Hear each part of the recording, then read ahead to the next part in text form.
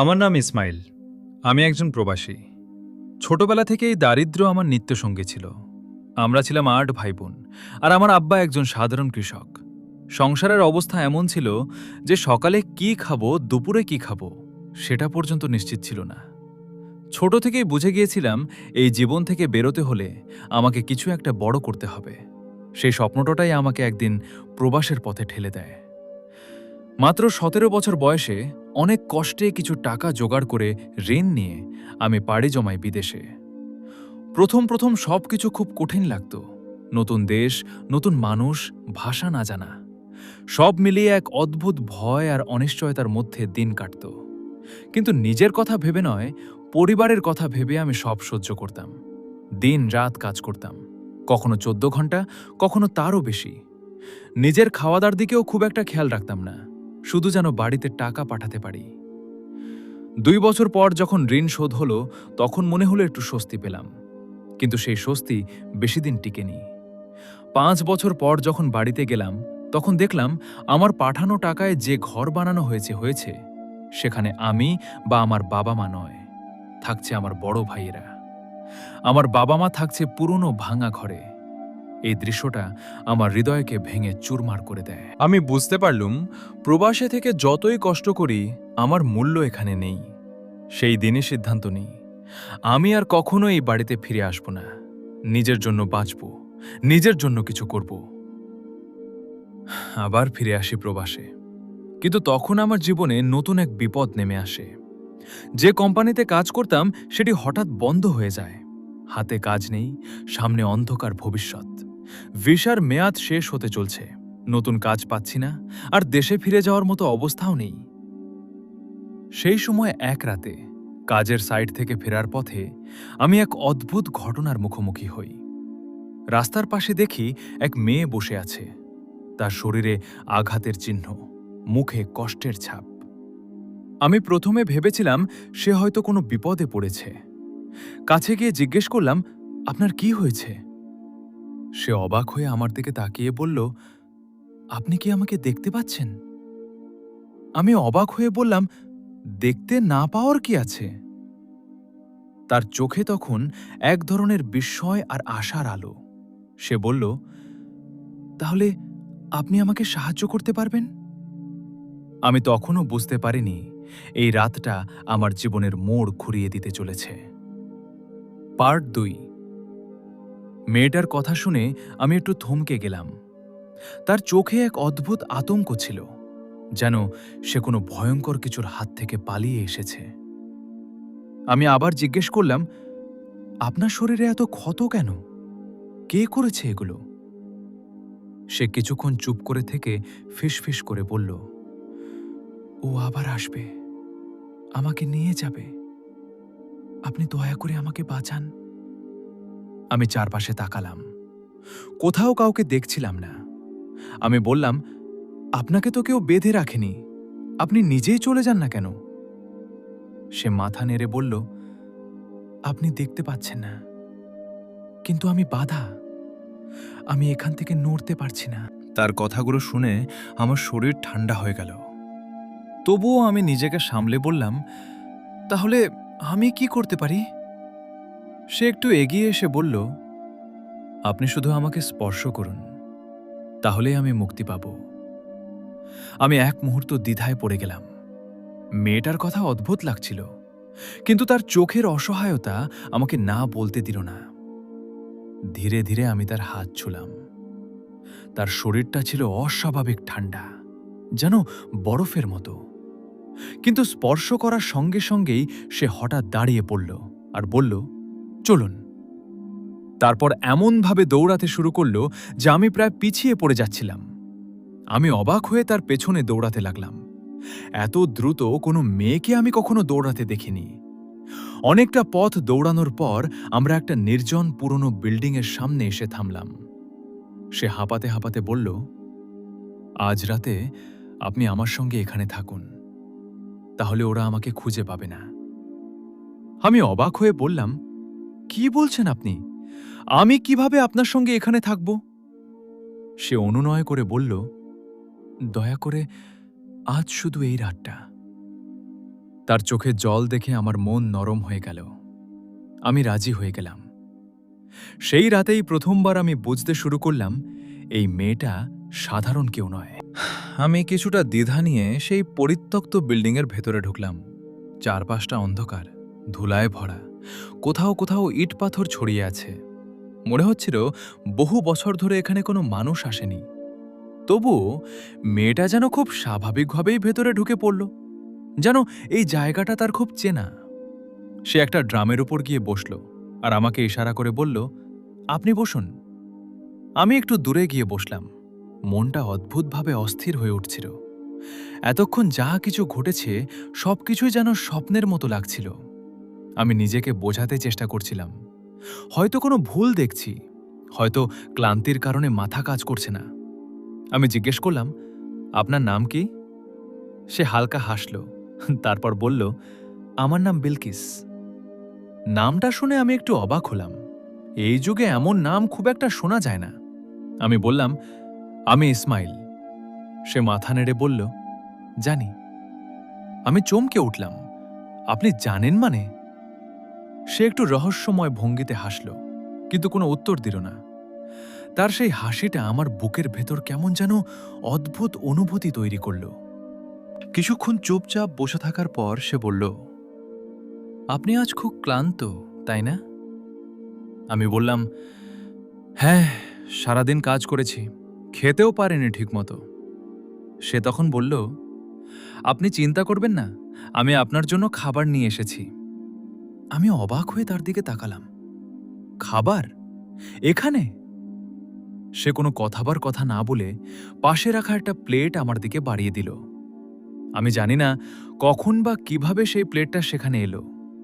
প্লেটে গরম গরম মাংস আর রুটি ছিল, সঙ্গে কিছু অচেনা ফল। আমি কিছুটা সন্দেহ নিয়ে বললাম, এগুলো কোথা থেকে এলো? সে শুধু বলল, আপনি খেয়ে নিন।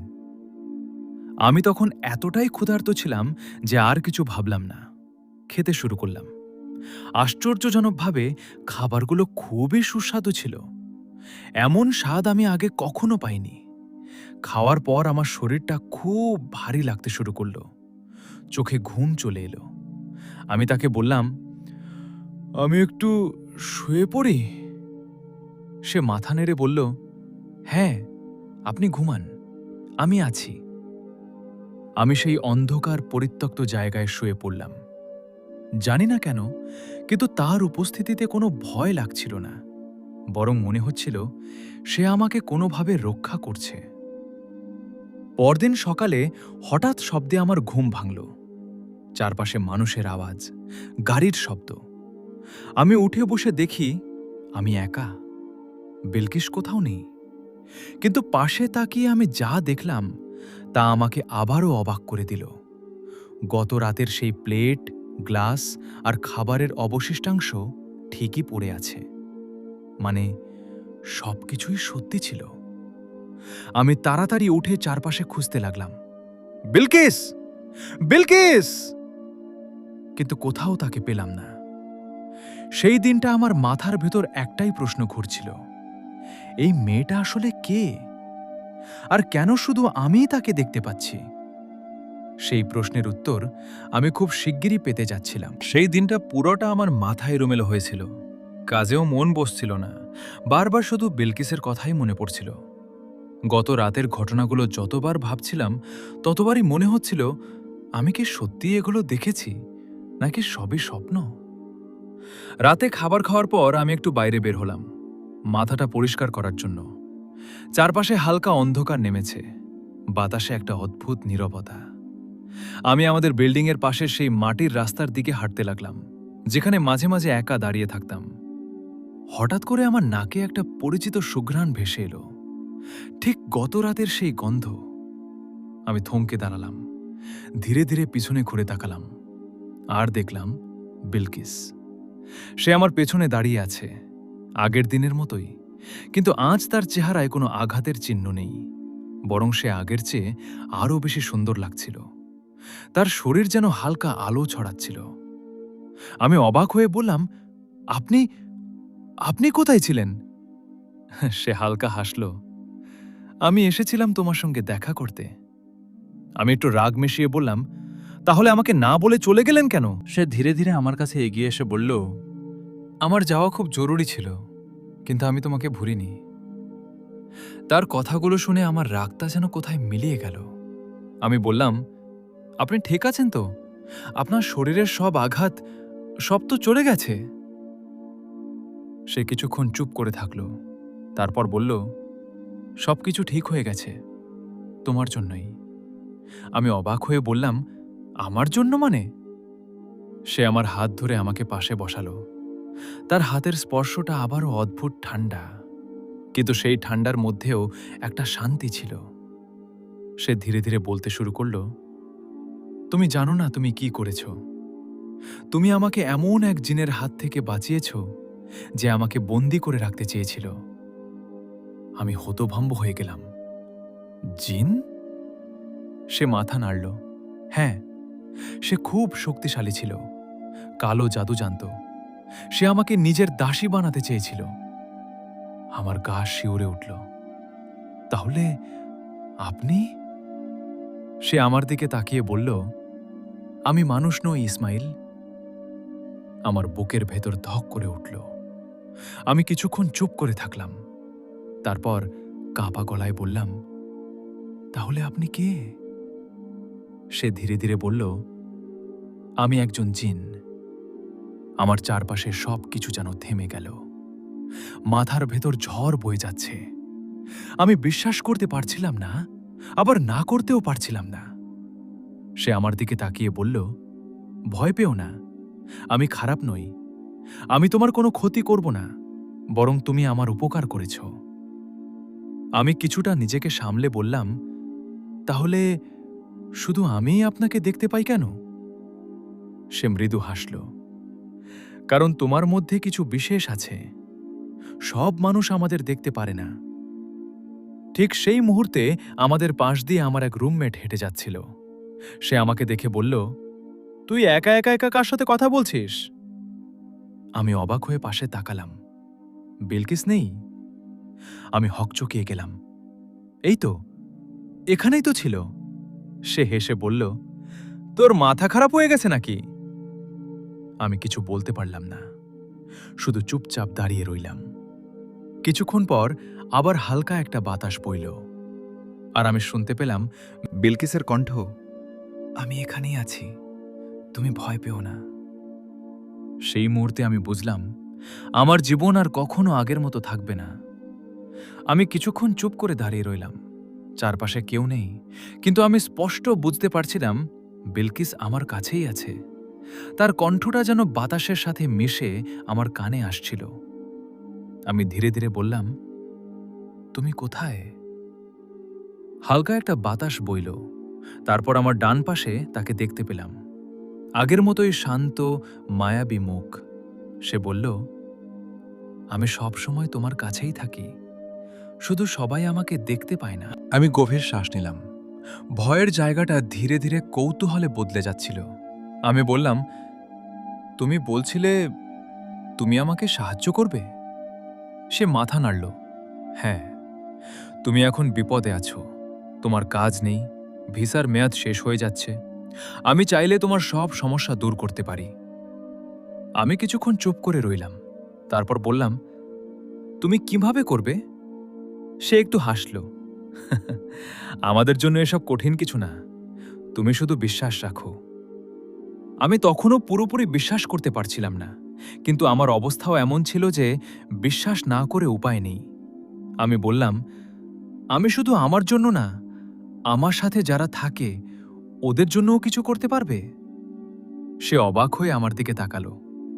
তুমি নিজের আগে অন্যদের কথা ভাবছ?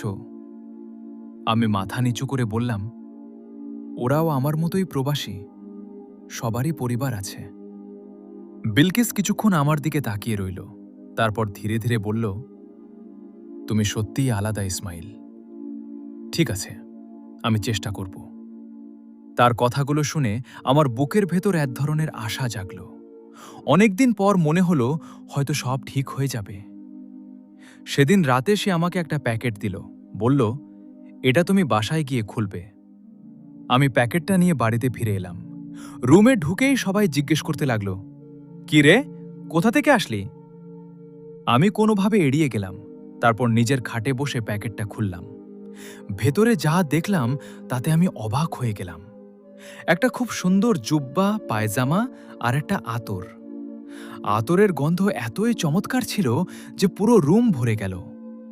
রুমের সবাই তখন আমার কাছে এসে বলল, এই জিনিসগুলো কোথা থেকে আনলি? আমি হেসে বললাম, একজন বন্ধু দিয়েছে। সবাই খুব খুশি হলো। আমি একটু আতর তাদেরও দিলাম। তারা মজা করে বলল, দেখছি প্রবাসে গিয়েও তুই লুকিয়ে লুকিয়ে ভালো লাইফ শুরু করে দিয়েছিস। আমি শুধু হেসে গেলাম, কিন্তু ভেতরে ভেতরে আমি জানতাম এটা সাধারণ কিছু না। পরের দিন দুপুরে আমি ঘুম থেকে উঠতেই হঠাৎ করে সালাউদ্দিন ভাই চিৎকার করে উঠল। আমি দৌড়ে গেলাম, কি হয়েছে? সে উত্তেজিত হয়ে বলল, ইসমাইল, কোম্পানি আবার চালু হয়ে গেছে। আমি অবাক হয়ে বললাম, সত্যি? সে বলল, হ্যাঁ, সব সমস্যা মিটে গেছে, আমরা আবার কাজে যেতে পারবো। আমার বুকের ভেতর যেন আনন্দে ভরে গেল। আমি মনে মনে বুঝে গেলাম এটা বিলকিসের কাজ। সেই মুহূর্তে আমি শুধু একটাই কথা ভাবছিলাম, আজ রাতে আমি তার সাথে আবার দেখা করব। সেই দিনটা যেন আমার জীবনের সবচেয়ে আনন্দের দিনগুলোর একটি হয়ে উঠেছিল। অনেকদিন পর মনে হচ্ছিল আল্লাহ আবার আমার দিকে তাকিয়েছেন। কিন্তু আমার মনে খুব ভালো করেই জানা ছিল এই পরিবর্তনের পেছনে একটাই কারণ, বিলকিস। সন্ধ্যার পর থেকেই আমি অস্থির হয়ে উঠলাম। বারবার ঘড়ির দিকে তাকাচ্ছিলাম, কখন রাত হবে, কখন আমি তার সাথে দেখা করব। সে আগের রাতে বলেছিল আগামীকাল এই আতর আর কাপড়টা পরে সেই জায়গায় আসবে। আমি ঠিক সেটাই করলাম। গোসল করে সেই জুব্বাটা পরলাম, আতর মাখলাম। নিজের দিকে আয়নায় তাকিয়ে নিজেকেই চিনতে পারছিলাম না। মনে হচ্ছিল আমি আর আগের সেই গরিব ক্লান্ত ইসমাইল নই, আমি যেন অন্য কেউ। তারপর আমি সেই গোল চত্বরের দিকে রওনা দিলাম, যেখানে আমাদের দেখা হওয়ার কথা। আমি সন্ধ্যা থেকেই সেখানে দাঁড়িয়ে রইলাম। 1 ঘন্টা, 2 ঘন্টা, 3 ঘন্টা কেটে গেল, কিন্তু বিলকিসের কোনো দেখা নেই। আমার মনে অস্থিরতা বাড়তে লাগল। সে কি আসবে না? এই প্রশ্নটা বারবার মাথায় ঘুরছিল। ঠিক তখনই হঠাৎ পেছন থেকে একটা কণ্ঠ ভেসে এলো, তুমি কি পাগল ইসমাইল? আমি চমকে উঠে পিছনে তাকালাম। বিলকিস। আমি একটু রাগ মিশিয়ে বললাম, তুমি এত দেরি করলে কেন? আমি তো অনেকক্ষণ ধরে অপেক্ষা করছি। সে হেসে বলল, আমি তো বলেছিলাম 9টা থেকে 10টার দিকে আসতে, তুমি এত আগে কেন এসেছো? আমি একটু লজ্জা পেয়ে বললাম, তোমার সাথে দেখা করার জন্য অপেক্ষা করতে পারছিলাম না। সে আমার দিকে তাকিয়ে মৃদু হাসল। তার সেই হাসিটা আমার বুকের ভেতর কেমন যেন উষ্ণতা ছড়িয়ে দিল। আমি উত্তেজিত হয়ে বললাম, শোনো, একটা সুখবর আছে, আমাদের কোম্পানি আবার চালু হয়েছে, আমরা আবার কাজ করতে পারবো। বিলকিস শান্তভাবে বলল, আমি জানি। আমি একটু থমকে গেলাম। তারপর বললাম, এটা তোমার জন্যই হয়েছে, তাই না? সে সরাসরি উত্তর দিল না, শুধু বলল, তুমি খুশি তো? আমি বললাম, অনেক খুশি। তুমি জানো না এটা আমাদের জন্য কত বড় ব্যাপার। আমি এতটাই আবেগে ভেসে যাচ্ছিলাম যে প্রায় কান্না চলে আসছিল। সে আমার কাছে এসে বলল, এই, কান্না করো না। তার কণ্ঠে এমন একটা মায়া ছিল যা আমার সব দুঃখ ভুলিয়ে দিচ্ছিল। তারপর সে বলল, চলো, আজ তোমাকে একটা জায়গায় নিয়ে যাব। আমি অবাক হয়ে বললাম, কোথায়? সে আমার হাত ধরল। তার ঠান্ডা স্পর্শটা আবারও আমাকে কাঁপিয়ে দিল। তারপর হঠাৎ করেই চারপাশে এক অদ্ভুত ধোঁয়াটে পরিবেশ তৈরি হলো। আমি কিছু বুঝে ওঠার আগেই অনুভব করলাম আমরা মাটি থেকে উপরে উঠছি। আমি ভয়ে চিৎকার করে বললাম, এটা কি হচ্ছে? বিলকিস শান্তভাবে বলল, ভয় পেও না, আমি আছি। আমরা যেন আকাশের উপর দিয়ে ভেসে যাচ্ছিলাম।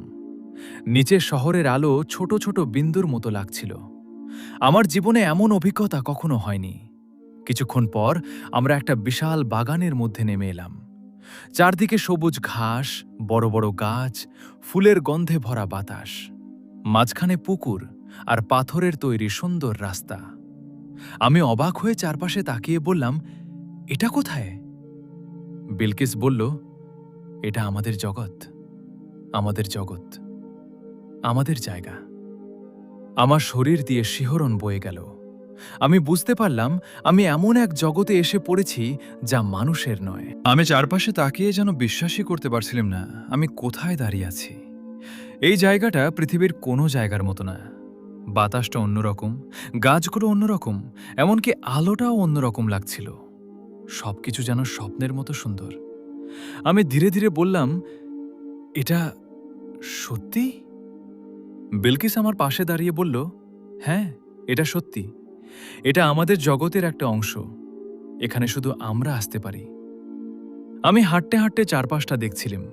পাথরে তৈরি সরু রাস্তা, মাঝখানে ছোট একটা নদী, আর তার উপর সুন্দর একটা ব্রিজ। পানি এত পরিষ্কার যে নিচের পাথরগুলো পর্যন্ত দেখা যাচ্ছে।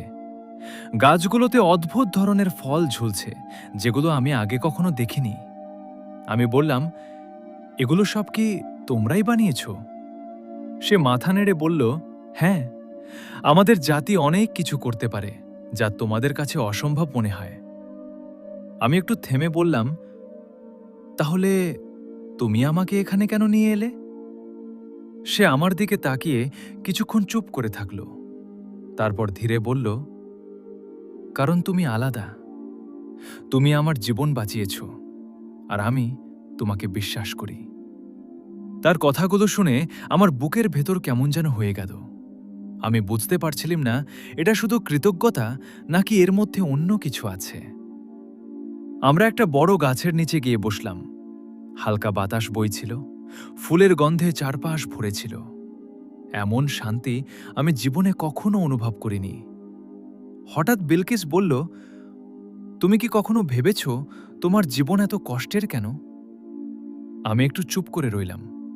তারপর বললাম, হয়তো এটা আমার কপাল।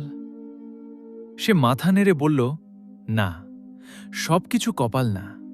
অনেক সময় মানুষকে পরীক্ষা করা হয়। আমি হালকা হেসে বললাম, আমার পরীক্ষা তো অনেক হয়ে গেছে। সে একটু কাছে এসে বলল, তাই তো বলছি, এবার তোমার ভালো সময় আসা উচিত। তার চোখের দিকে তাকিয়ে আমি যেন হারিয়ে যাচ্ছিলাম। সেই চোখে একটা গভীরতা ছিল, একটা অদ্ভুত টান ছিল। হঠাৎ সে বলল, তুমি ক্ষুধার্ত? আমি হেসে বললাম, হ্যাঁ, একটু তো লাগছেই। সে হাত নাড়তেই সামনে একটা প্লেট হাজির হয়ে গেল। তাতে বিভিন্ন ধরনের খাবার, মাংস, ফল আর কিছু অচেনা জিনিস। আমি অবাক হয়ে বললাম, তুমি কিভাবে এগুলো করো? সে হেসে বলল, এগুলো আমাদের জন্য খুব সহজ। আমি খেতে শুরু করলাম। খাবারগুলো এত সুস্বাদু ছিল যে ভাষায় বোঝানো যাবে না। খাওয়ার পর আমি একটু হেলান দিয়ে বসলাম। শরীরটা খুব আরাম লাগছিল। মনে হচ্ছিল আমি যেন সব দুঃখ ভুলে গেছি। হঠাৎ বিলকিস বলল, ইসমাইল, একটা কথা বলবো? আমি বললাম, হ্যাঁ, বলো। সে কিছুক্ষণ চুপ করে থাকল। তারপর ধীরে ধীরে বলল, আমি তোমাকে ভালোবাসি। আমার হৃদয় যেন এক মুহূর্তের জন্য থেমে গেল। আমি অবাক হয়ে তার দিকে তাকিয়ে রইলাম। কথা বলার মতো কোনো শব্দ খুঁজে পাচ্ছিলাম না। সে আবার বলল, আমি অনেকদিন ধরে এই কথাটা বলতে চাচ্ছিলাম, কিন্তু সাহস পাইনি। আমি ধীরে ধীরে বললাম, কিন্তু তুমি তো মানুষ না। সে মৃদু হাসল। ভালোবাসার জন্য কি মানুষ হওয়া জরুরি? আমি চুপ করে গেলাম। সেই মুহূর্তে আমি বুঝতে পারছিলাম আমার জীবনে একটা বড় সিদ্ধান্তের সময় চলে এসেছে। আমি কিছুক্ষণ চুপ করে বসে রইলাম। বিলকিসের কথা আমার মাথার ভেতর ঘুরপাক খাচ্ছিল। আমি তোমাকে ভালোবাসি, এই একটা বাক্য যেন আমার পুরো পৃথিবীটাই বদলে দিচ্ছিল। আমি ধীরে ধীরে বললাম, আমি আমি জানি না কি বলবো। বিলকিস শান্তভাবে আমার দিকে তাকিয়েছিল। তার চোখে কোনো চাপ ছিল না, শুধু এক ধরনের অপেক্ষা। আমি গভীর শ্বাস নিয়ে বললাম, তুমি মানুষ না, আর আমি একজন সাধারণ মানুষ। আমাদের জগৎ আলাদা। এটা কি সম্ভব? সে মৃদু হাসল। সবকিছু সম্ভব না হলেও কিছু কিছু জিনিস নিয়ম ভেঙেও হয়। আমি বললাম, কিন্তু ভবিষ্যৎ, আমি কি তোমার জগতে থাকতে পারবো? তুমি কি আমার জগতে থাকতে পারবে? সে একটু কাছে এসে বলল, আমি চাইলে তোমার জগতে থাকতে পারি, আর তুমি চাইলে মাঝে মাঝে আমার জগতে আসতে পারবে। আমি তার দিকে তাকিয়ে রইলাম। তার কথাগুলো অসম্ভব লাগছিল, কিন্তু তার চোখের সত্যতা আমাকে দ্বিধায় ফেলছিল। আমি বললাম, তুমি কি সত্যিই আমার সাথে থাকতে চাও? সে এক মুহূর্তও দেরি না করে বলল, হ্যাঁ, কারণ তুমি অন্যদের মতো না, তুমি স্বার্থপর না, তুমি মানুষের জন্য ভাবো, আর আমি তোমার সাথে শান্তি পাই। আমার বুকের ভেতর একটা অদ্ভুত অনুভূতি হচ্ছিল। এতদিন জীবনে শুধু কষ্টই পেয়েছি, কেউ কোনোদিন এভাবে আমাকে ভালোবাসার কথা বলেনি। আমি ধীরে ধীরে বললাম, আমি তোমাকে ভয় পাই না, বরং তোমার সাথে থাকলে ভালো লাগে। বিলকিসের মুখে হাসি ফুটে উঠল। সে বলল, তাহলে? আমি কিছুক্ষণ চুপ করে থেকে বললাম, আমিও তোমাকে ভালোবাসি। আমার এই কথাটা শুনে তার চোখে এক ঝলক আনন্দ দেখা গেল। সে ধীরে ধীরে আমার হাতটা ধরল। তার হাত ঠান্ডা, কিন্তু সেই ঠান্ডার মধ্যেও এক অদ্ভুত উষ্ণতা ছিল। সেই রাতটা আমরা অনেকক্ষণ একসাথে কাটালাম, গল্প করলাম, হাসলাম, আর একে অপরকে আরও ভালোভাবে জানলাম। রাত প্রায় শেষের দিকে সে বলল, তোমাকে এখন ফিরে যেতে হবে। আমি একটু মন খারাপ করে বললাম, আবার কবে দেখা হবে?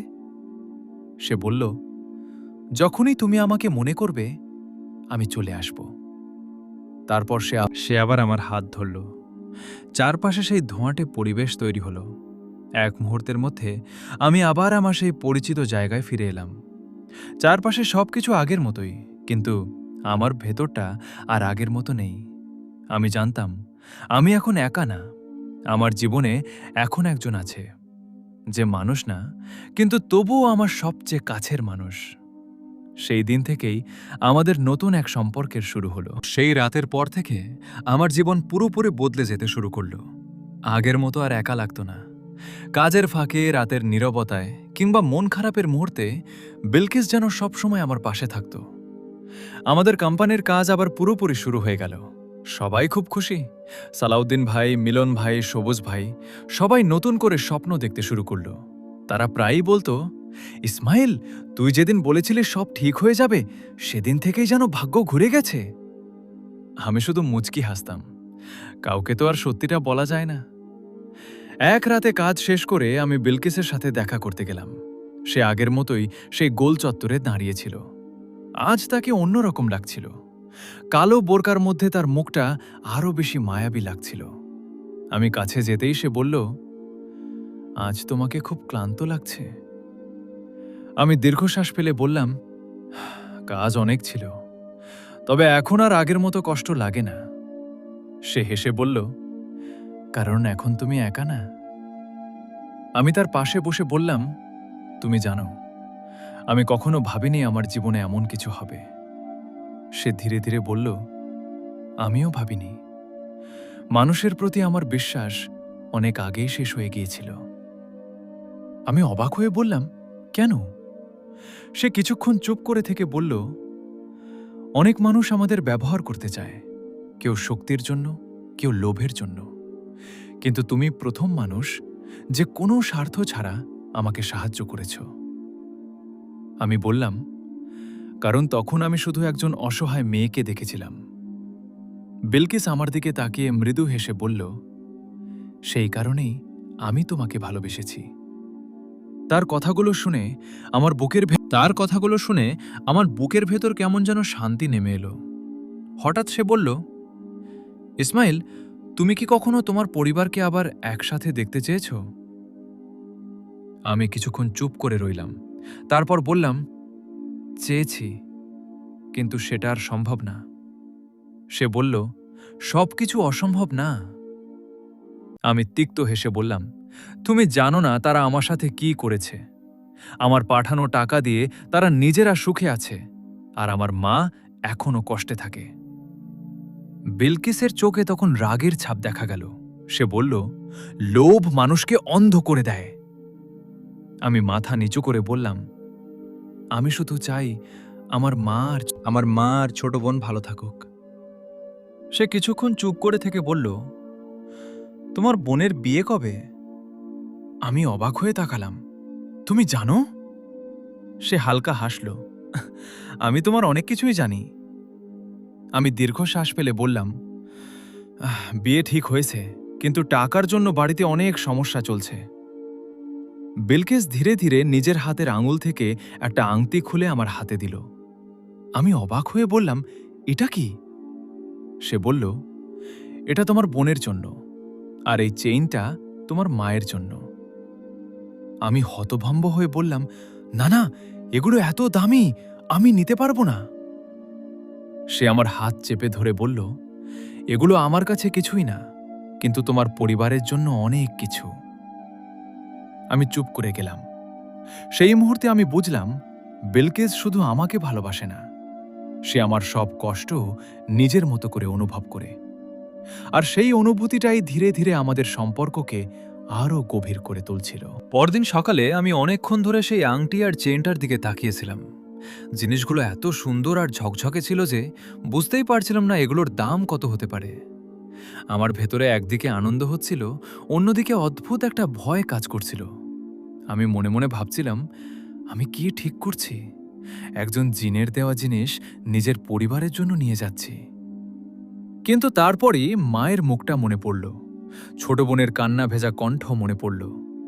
তখন মনে হলো, যদি এই জিনিসগুলো তাদের মুখে একটু হাসি ফোটাতে পারে, তাহলে ক্ষতি কি? সেই দিন দুপুরে গ্রামের বাড়ি থেকে ফোন এলো। আমাদের মেসের একটাই ফোন ছিল, সবাই সেটাই ব্যবহার করত। সালাউদ্দিন ভাই এসে বলল, ইসমাইল, তোর বাড়ি থেকে ফোন। আমার বুক ধক করে উঠল। আমি তাড়াতাড়ি ফোনটা হাতে নিলাম। ওপাশ থেকে ছোট বোনের কণ্ঠ ভেসে এলো। সে কান্না করছিল, ভাইয়া, তুমি আসবা না? আমার বিয়ে, আমি তোমাকে ছাড়া বিয়ে করব না।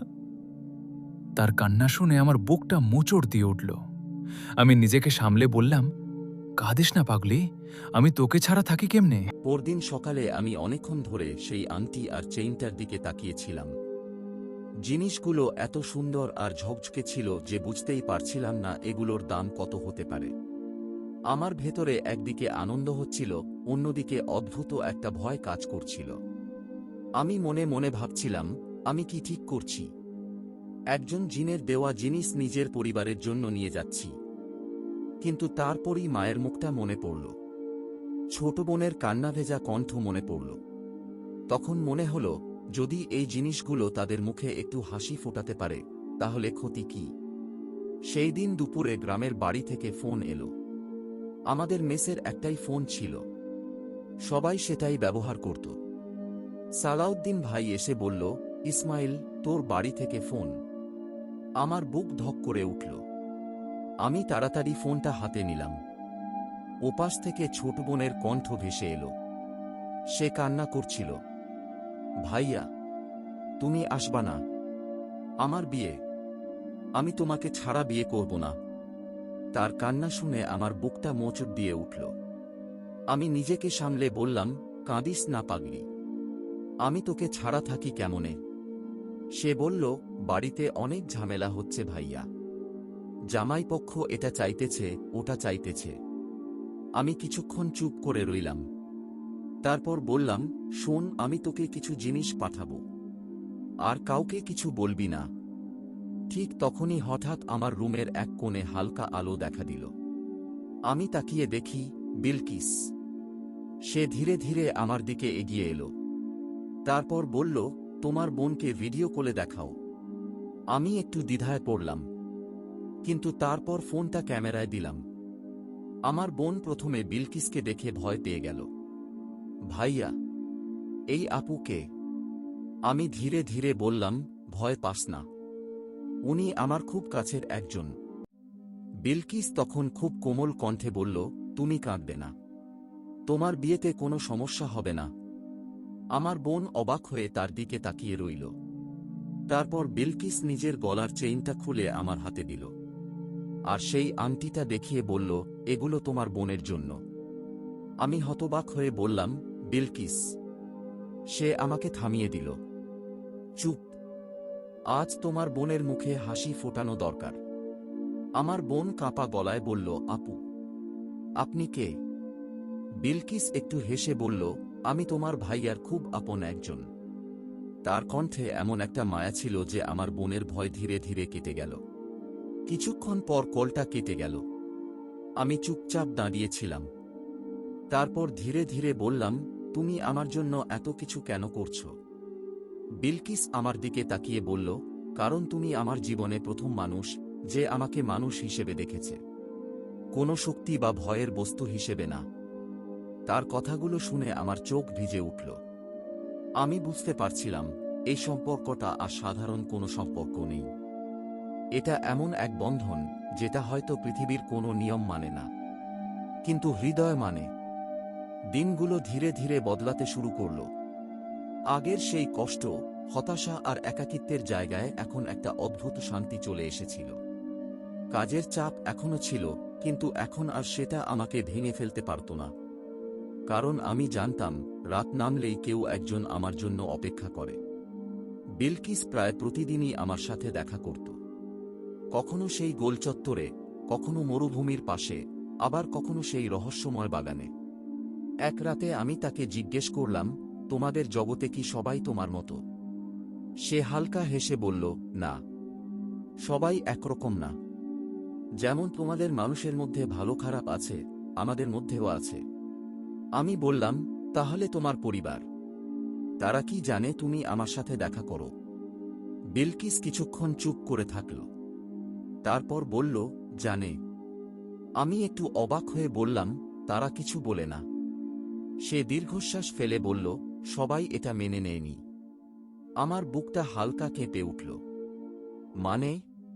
সে ধীরে ধীরে বলল, আমাদের জগতে মানুষের সাথে সম্পর্ক খুব সহজভাবে দেখা হয় না। অনেকে মনে করে মানুষ দুর্বল, স্বার্থপর। আমি তিক্ত হেসে বললাম, খুব একটা ভুলও না।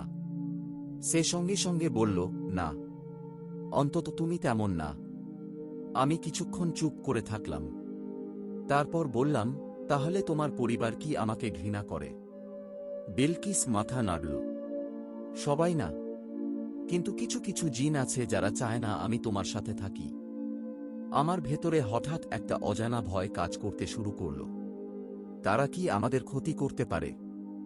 বিলকিস আমার হাতটা ধরে বলল, আমি থাকতে কেউ তোমার ক্ষতি করতে পারবে না।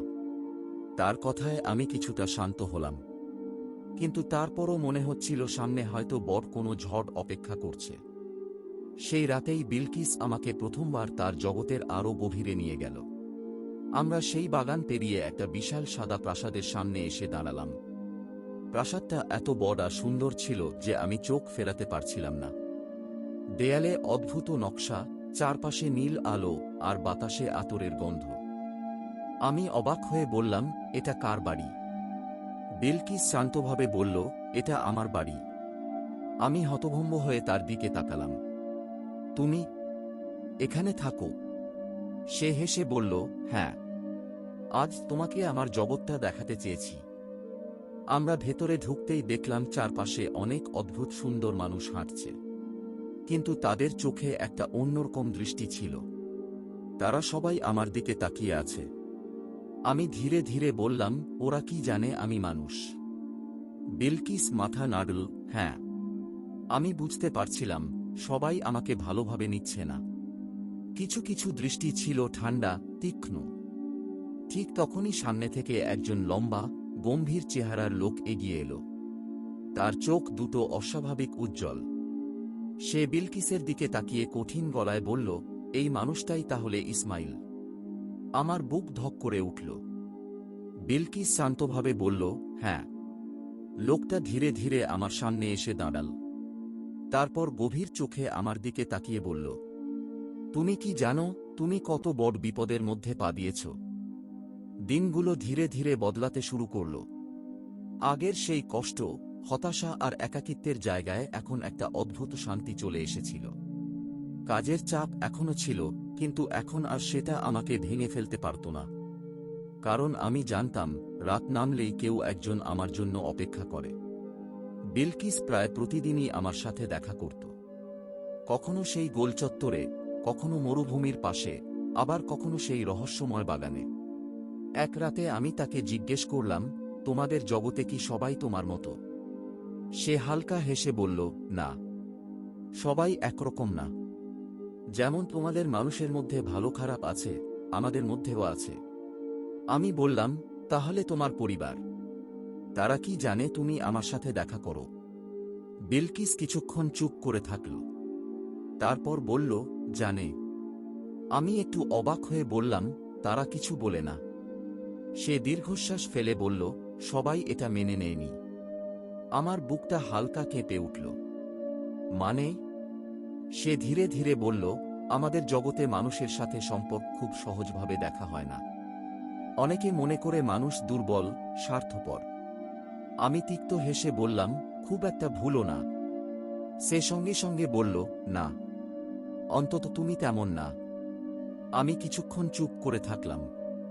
তারপর বললাম, তাহলে তোমার পরিবার কি আমাকে ঘৃণা করে? বিলকিস মাথা নাড়ল। সবাই না, কিন্তু কিছু কিছু জিন আছে যারা চায় না আমি তোমার সাথে থাকি।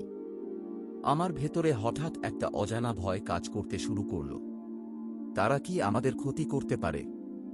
বিলকিস আমার হাতটা ধরে বলল, আমি থাকতে কেউ তোমার ক্ষতি করতে পারবে না। তার কথায় আমি কিছুটা শান্ত হলাম, কিন্তু তারপরও মনে হচ্ছিল সামনে হয়তো বড় কোনো ঝড় অপেক্ষা করছে। সেই রাতেই বিলকিস আমাকে প্রথমবার তার জগতের আরও গভীরে নিয়ে গেল। আমরা সেই বাগান পেরিয়ে একটা বিশাল সাদা প্রাসাদের সামনে এসে দাঁড়ালাম। প্রাসাদটা এত বড় আর সুন্দর ছিল যে আমি চোখ ফেরাতে পারছিলাম না। দেয়ালে অদ্ভুত নকশা, চারপাশে নীল আলো আর বাতাসে আতরের গন্ধ।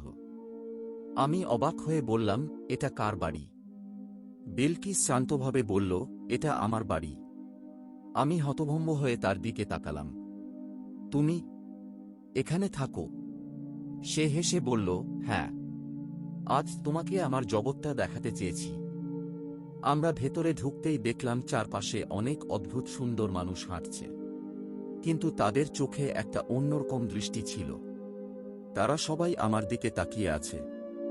আমি ধীরে ধীরে বললাম, ওরা কি জানে আমি মানুষ? বিলকিস মাথা নাড়ল, হ্যাঁ। আমি বুঝতে পারছিলাম সবাই আমাকে ভালোভাবে নিচ্ছে না। কিছু কিছু দৃষ্টি ছিল ঠান্ডা, তীক্ষ্ণ।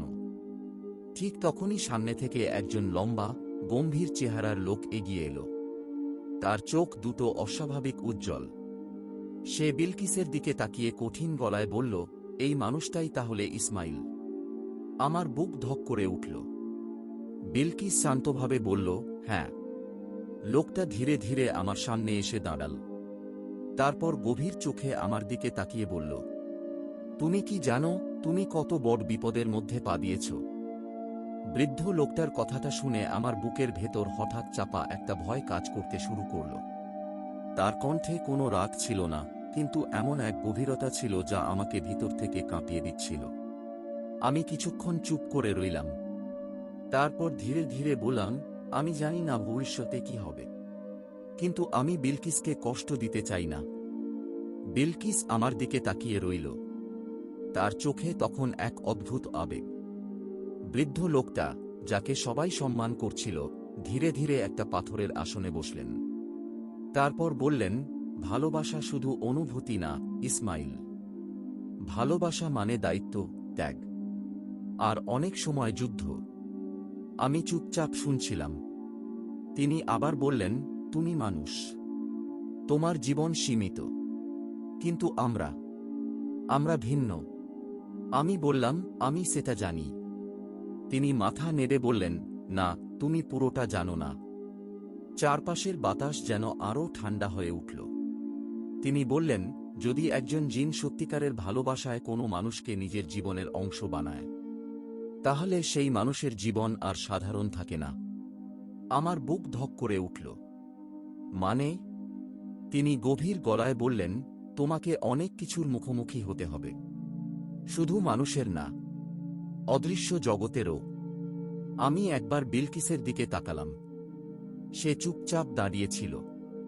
আমি ধীরে ধীরে বললাম, আমি যদি পিছিয়ে যাই, তাহলে কি বিলকিস নিরাপদ থাকবে? বিলকিস সঙ্গে সঙ্গে বলল, না, তুমি এমন কথা বলবে না। কিন্তু তার বাবা হাত তুলে তাকে থামালেন। তারপর আমার দিকে তাকিয়ে বললেন, তুমি যদি চলে যাও তাহলে হয়তো ও কষ্ট পাবে, কিন্তু বেঁচে থাকবে শান্তিতে। বিলকিসের চোখে তখন পানি চলে এসেছে। সে কাঁপা গলায় বলল, আব্বা, আপনি এমন কেন বলছেন? বৃদ্ধ লোকটা দীর্ঘশ্বাস ফেললেন। কারণ আমি জানি সামনে কি আসছে। আমি ধীরে ধীরে বললাম, কি আসছে? তিনি কিছুক্ষণ চুপ করে রইলেন। তারপর বললেন, যে শয়তান জিনের হাত থেকে তুমি বিলকিসকে বাঁচিয়েছিলে, সে এখনো বেঁচে আছে। আমার শরীর ঠান্ডা হয়ে গেল। জাহারান নিচু গলায় বলল, আর সে প্রতিশোধ নিতে চাইছে। আমি হতভম্ব হয়ে বললাম, কিন্তু বিলকিস তো বলেছিল ওরা তাকে ধরে ফেলেছে। বিলকিস চোখ নামিয়ে ফেলল। তারপর ধীরে ধীরে বলল, ও পালিয়ে গেছে। আমার বুকের ভেতর কেমন যেন ধপ করে উঠল। আর সে জানে তুমি আমার জীবনে এসেছ। চারপাশে হঠাৎ বাতাস জোরে বইতে শুরু করল। দূরে কোথাও বজ্রপাতের মতো শব্দ হল। আমি বুঝতে পারছিলাম ব্যাপারটা অনেক বেশি ভয়ঙ্কর হয়ে যাচ্ছে। বৃদ্ধ লোকটা উঠে দাঁড়ালেন। তারপর আমার কাঁধে হাত রেখে বললেন, এখনো সময় আছে ইসমাইল। তুমি চাইলে এই পথ থেকে সরে যেতে পারো। আমি কিছুক্ষণ চুপ করে দাঁড়িয়ে রইলাম।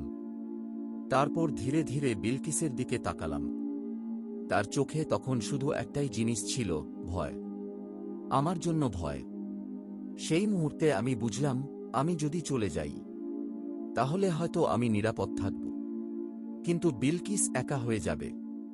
আমি গভীর শ্বাস নিয়ে ধীরে ধীরে বললাম, আমি কোথাও যাব না। আমার কথাটা শোনার সাথে সাথে চারপাশে এক অদ্ভুত নীরবতা নেমে এলো। জাহরান গভীর চোখে আমার দিকে তাকিয়ে রইল। আর বিলকিস, তার চোখে তখন পানি চিকচিক করছিল। বৃদ্ধ লোকটা ধীরে ধীরে বললেন, তুমি নিশ্চিত? আমি মাথা নেড়ে বললাম, হ্যাঁ।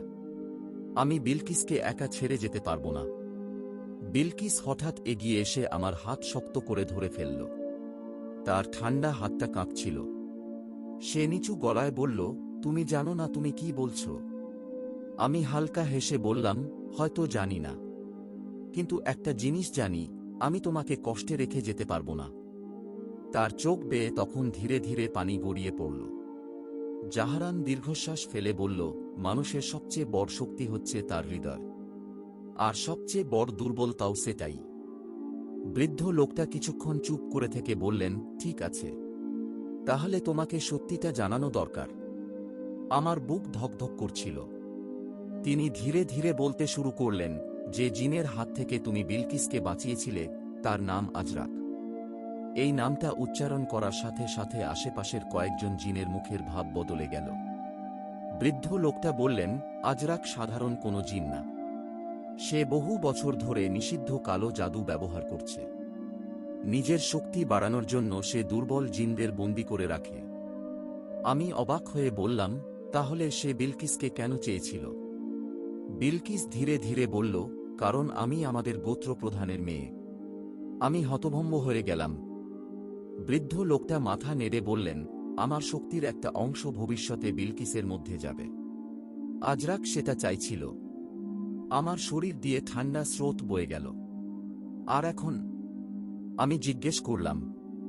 জাহরান গম্ভীর গলায় বলল, এখন সে তোমাকে চাইবে। আমি থমকে গেলাম। আমাকে? হ্যাঁ, সে বলল, কারণ তুমি তার পরিকল্পনা নষ্ট করেছ। বাতাসটা আরও ভারী হয়ে উঠছিল। মনে হচ্ছিল অদৃশ্যভাবে কেউ আমাদের দেখছে। ঠিক তখনই হঠাৎ পুরো প্রাসাদ কেঁপে উঠল। চারপাশের আলো কয়েক সেকেন্ডের জন্য নিভে গেল। বিলকিস ভয় পেয়ে আমার হাত আরও শক্ত করে ধরল। জাহরান চিৎকার করে বলল, সে এসে গেছে। আমার বুকের ভেতর যেন ধপ করে উঠল। হঠাৎ দূরের আকাশ কালো ধোঁয়ায় ঢেকে যেতে শুরু করল। চারদিকে ঝড়ের মতো বাতাস বইতে লাগল। আমি ভয়ে বললাম, এটা কি হচ্ছে? বৃদ্ধ লোকটা গম্ভীর গলায় বললেন, আজরাক আমাদের জগতে প্রবেশ করেছে। তারপর হঠাৎ দূর থেকে একটা বিকট হাসির শব্দ ভেসে এলো। সেই হাসিটা শুনে আমার শরীর কাঁপতে লাগল। চারপাশের সব জিন তখন আতঙ্কিত হয়ে পড়েছে। বিলকিস কাঁপা গলায় বলল, না, ও এত দ্রুত এখানে আসতে পারে না। ঠিক তখনই প্রাসাদের বিশাল দরজাটা বিকট শব্দে খুলে গেল।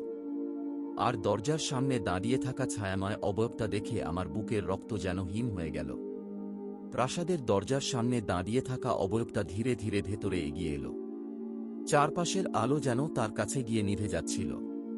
পুরো শরীর কালো ধোঁয়ায় ঢাকা, শুধু দুটো চোখ জ্বলছে আগুনের মতো লাল আলোয়। আমি জীবনে এত ভয়ঙ্কর কিছু কখনো দেখিনি।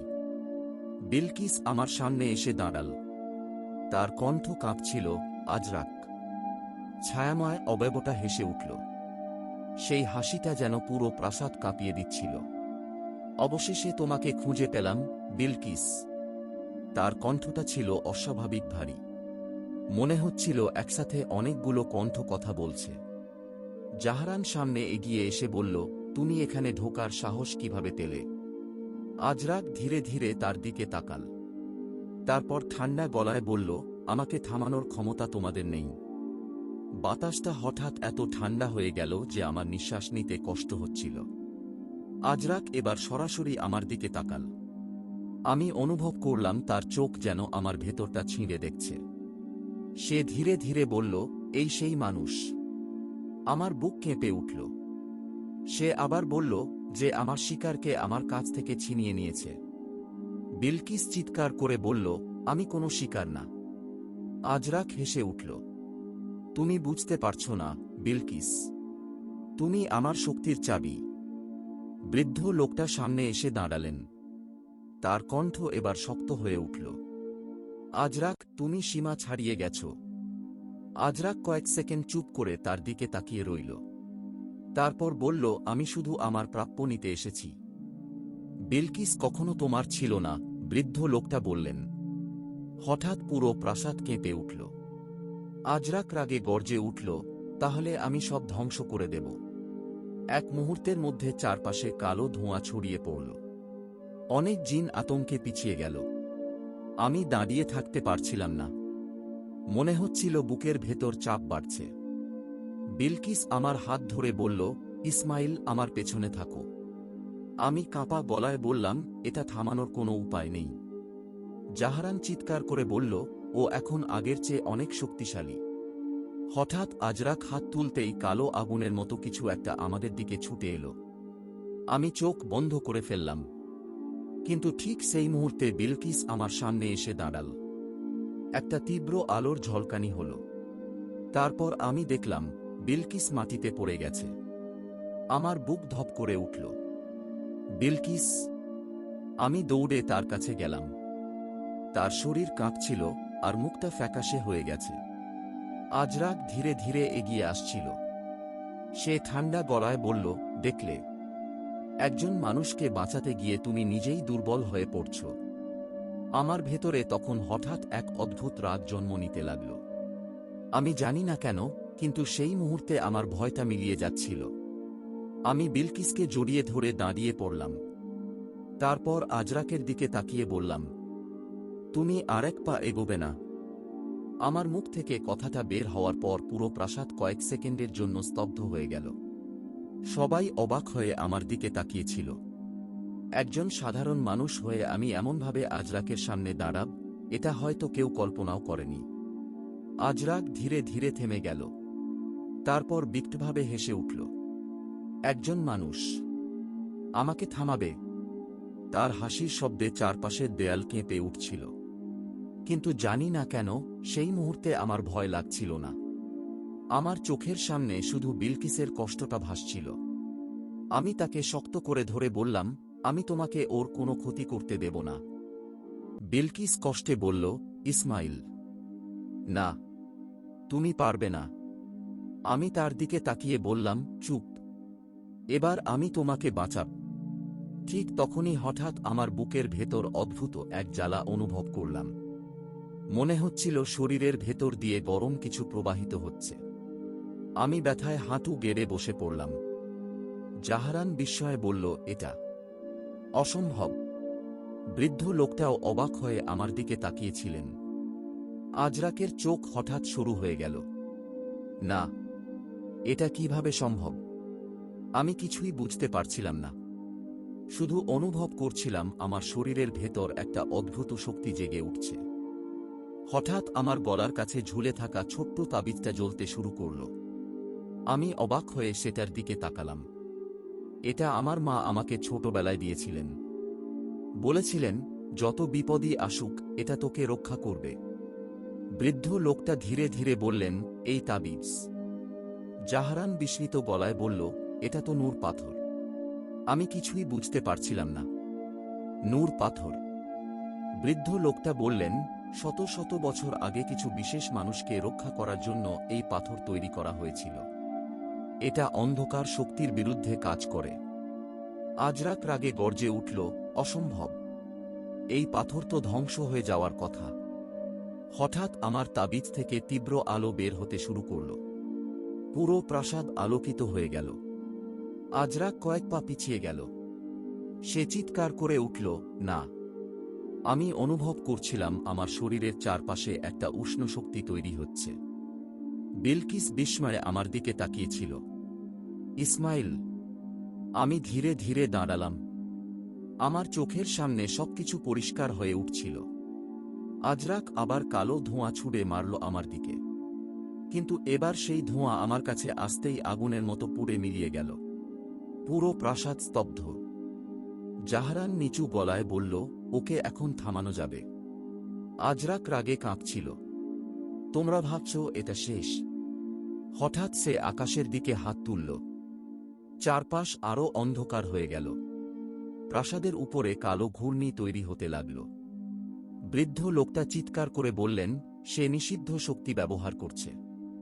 বিলকিস ভয়ে আমার হাত ধরল।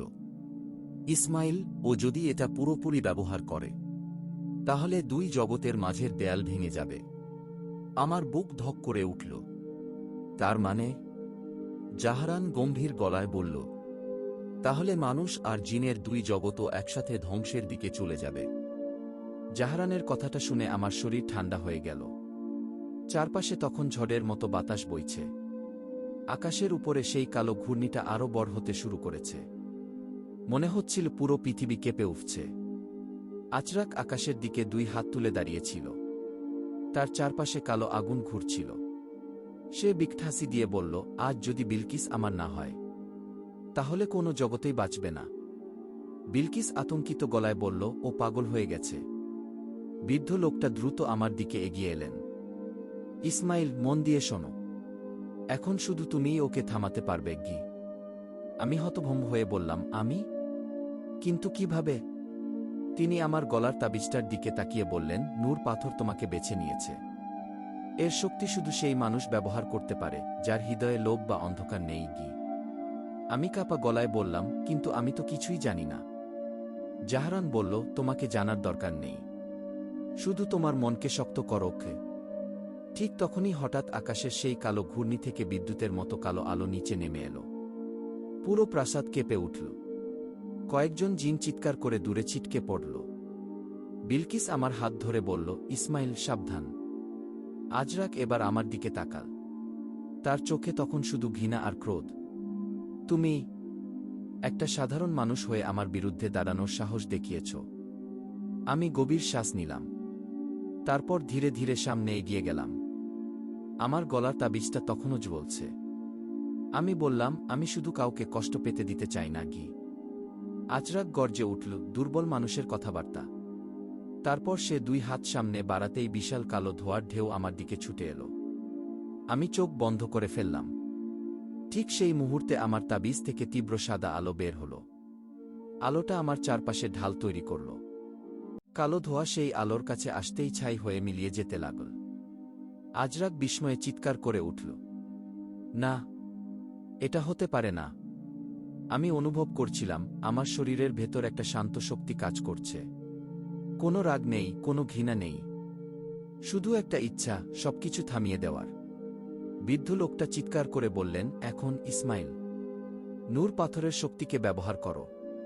আমি বুঝতে পারছিলাম না কি করতে হবে, কিন্তু হঠাৎ মনে হলো কেউ যেন আমার হৃদয়ের ভেতর কথা বলছে।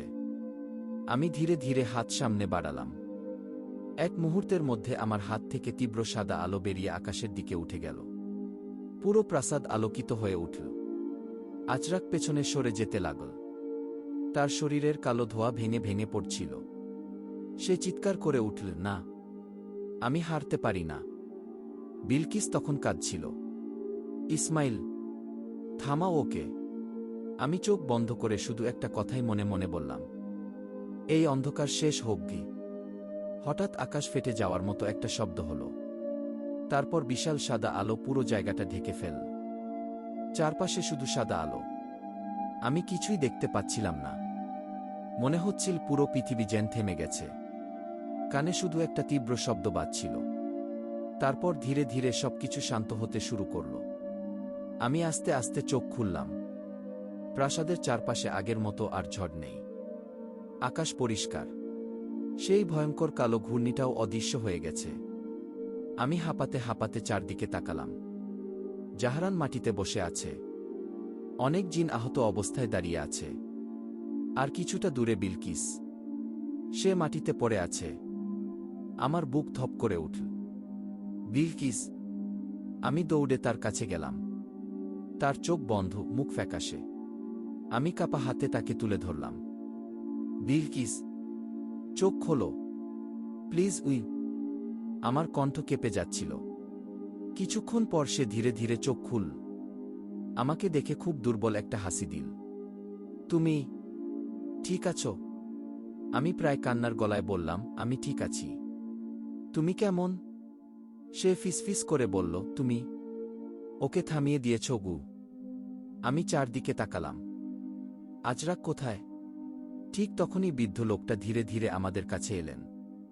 তার মুখে ক্লান্তি, কিন্তু চোখে শান্তি। তিনি বললেন, আজরাকের অন্ধকার শক্তি ভেঙে গেছে। সে আর এই জগতে ফিরে আসতে পারবে না গি। আমার বুক থেকে যেন একটা বিশাল চাপ নেমে গেল। বিলকিস চোখ বন্ধ করে হালকা নিঃশ্বাস ফেল। আমি বললাম, সব শেষ, তাই তো? বৃদ্ধ লোকটা কিছুক্ষণ চুপ করে থাকলেন। তারপর ধীরে ধীরে বললেন, অন্ধকার শেষ হয়েছে, কিন্তু তোমাদের পথ এখনো সহজ না গি।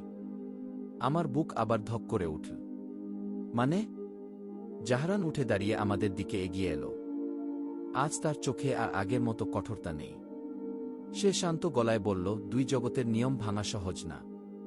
আজ যা হয়েছে তার প্রভাব দুই জগতেই পড়বে গি। আমি ধীরে ধীরে বললাম, তাহলে এখন কি হবে? বৃদ্ধ লোকটা বিলকিসের দিকে তাকালেন। তারপর আমার দিকে। তোমাদের সামনে দুটো পথ আছে গি। চারপাশে আবার নীরবতা নেমে এলো। তিনি বললেন, প্রথম পথ, তোমরা আলাদা হয়ে যাবে। তাহলে দুই জগৎ আবার স্বাভাবিক হয়ে যাবে গি। আমার বুকটা কেঁপে উঠল। আর দ্বিতীয় পথ? তিনি গভীর গলায় বললেন, তোমরা একসাথে থাকবে, কিন্তু তার জন্য একজনকে নিজের জগৎ ছেড়ে দিতে হবে গি। আমি স্তব্ধ হয়ে গেলাম। বিলকিস ধীরে ধীরে উঠে বসল। তার চোখে আতঙ্ক স্পষ্ট। না। আমি তার দিকে তাকালাম। মানে? বৃদ্ধ লোকটা বললেন, যদি বিলকিস তোমার সাথে মানুষের জগতে থাকতে চায়, তাহলে ওকে নিজের শক্তি, নিজের অমর জীবন সবকিছু ছেড়ে দিতে হবে গি। আমার শরীর ঠান্ডা হয়ে গেল। আর যদি আমি ওর জগতে যাই? জাহরান ধীরে ধীরে বলল, তাহলে তুমি আর সাধারণ মানুষ থাকবে না। আর কখনো নিজের পুরনো জীবনে ফিরতে পারবে না গি। চারপাশে তখন শুধু নীরবতা। আমি আর বিলকিস একে অপরের দিকে তাকিয়ে রইলাম। আমাদের সামনে তখন এমন একটা সিদ্ধান্ত দাঁড়িয়েছিল, যা শুধু আমাদের না, দুইটা জগতের ভবিষ্যৎ বদলে দিতে পারে। চারপাশের নীরবতাটা যেন ধীরে ধীরে আরও ভারী হয়ে উঠছিল। আমি আর বিলকিস একে অপরের দিকে তাকিয়েছিলাম, কিন্তু কারো মুখে কোনো কথা নেই।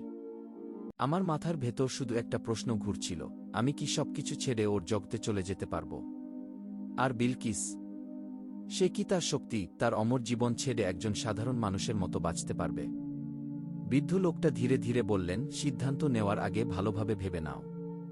কারণ একবার সিদ্ধান্ত নিলে আর ফিরে আসার পথ থাকবে না গি। আমি গভীর শ্বাস নিলাম। তারপর ধীরে ধীরে বললাম, আমি একটা প্রশ্ন করতে পারি? তিনি মাথা নাড়লেন। যদি বিলকিস মানুষের জগতে আসে, তাহলে কি ও সুখে থাকবে? বৃদ্ধ লোকটার চোখে কষ্টের ছাপ ফুটে উঠল। তিনি বললেন, ও তখন সাধারণ মানুষের মতোই বাঁচবে। কষ্ট পাবে, বুড়ো হবে, একদিন মৃত্যু আসবে গি। আমার বুকটা কেঁপে উঠল।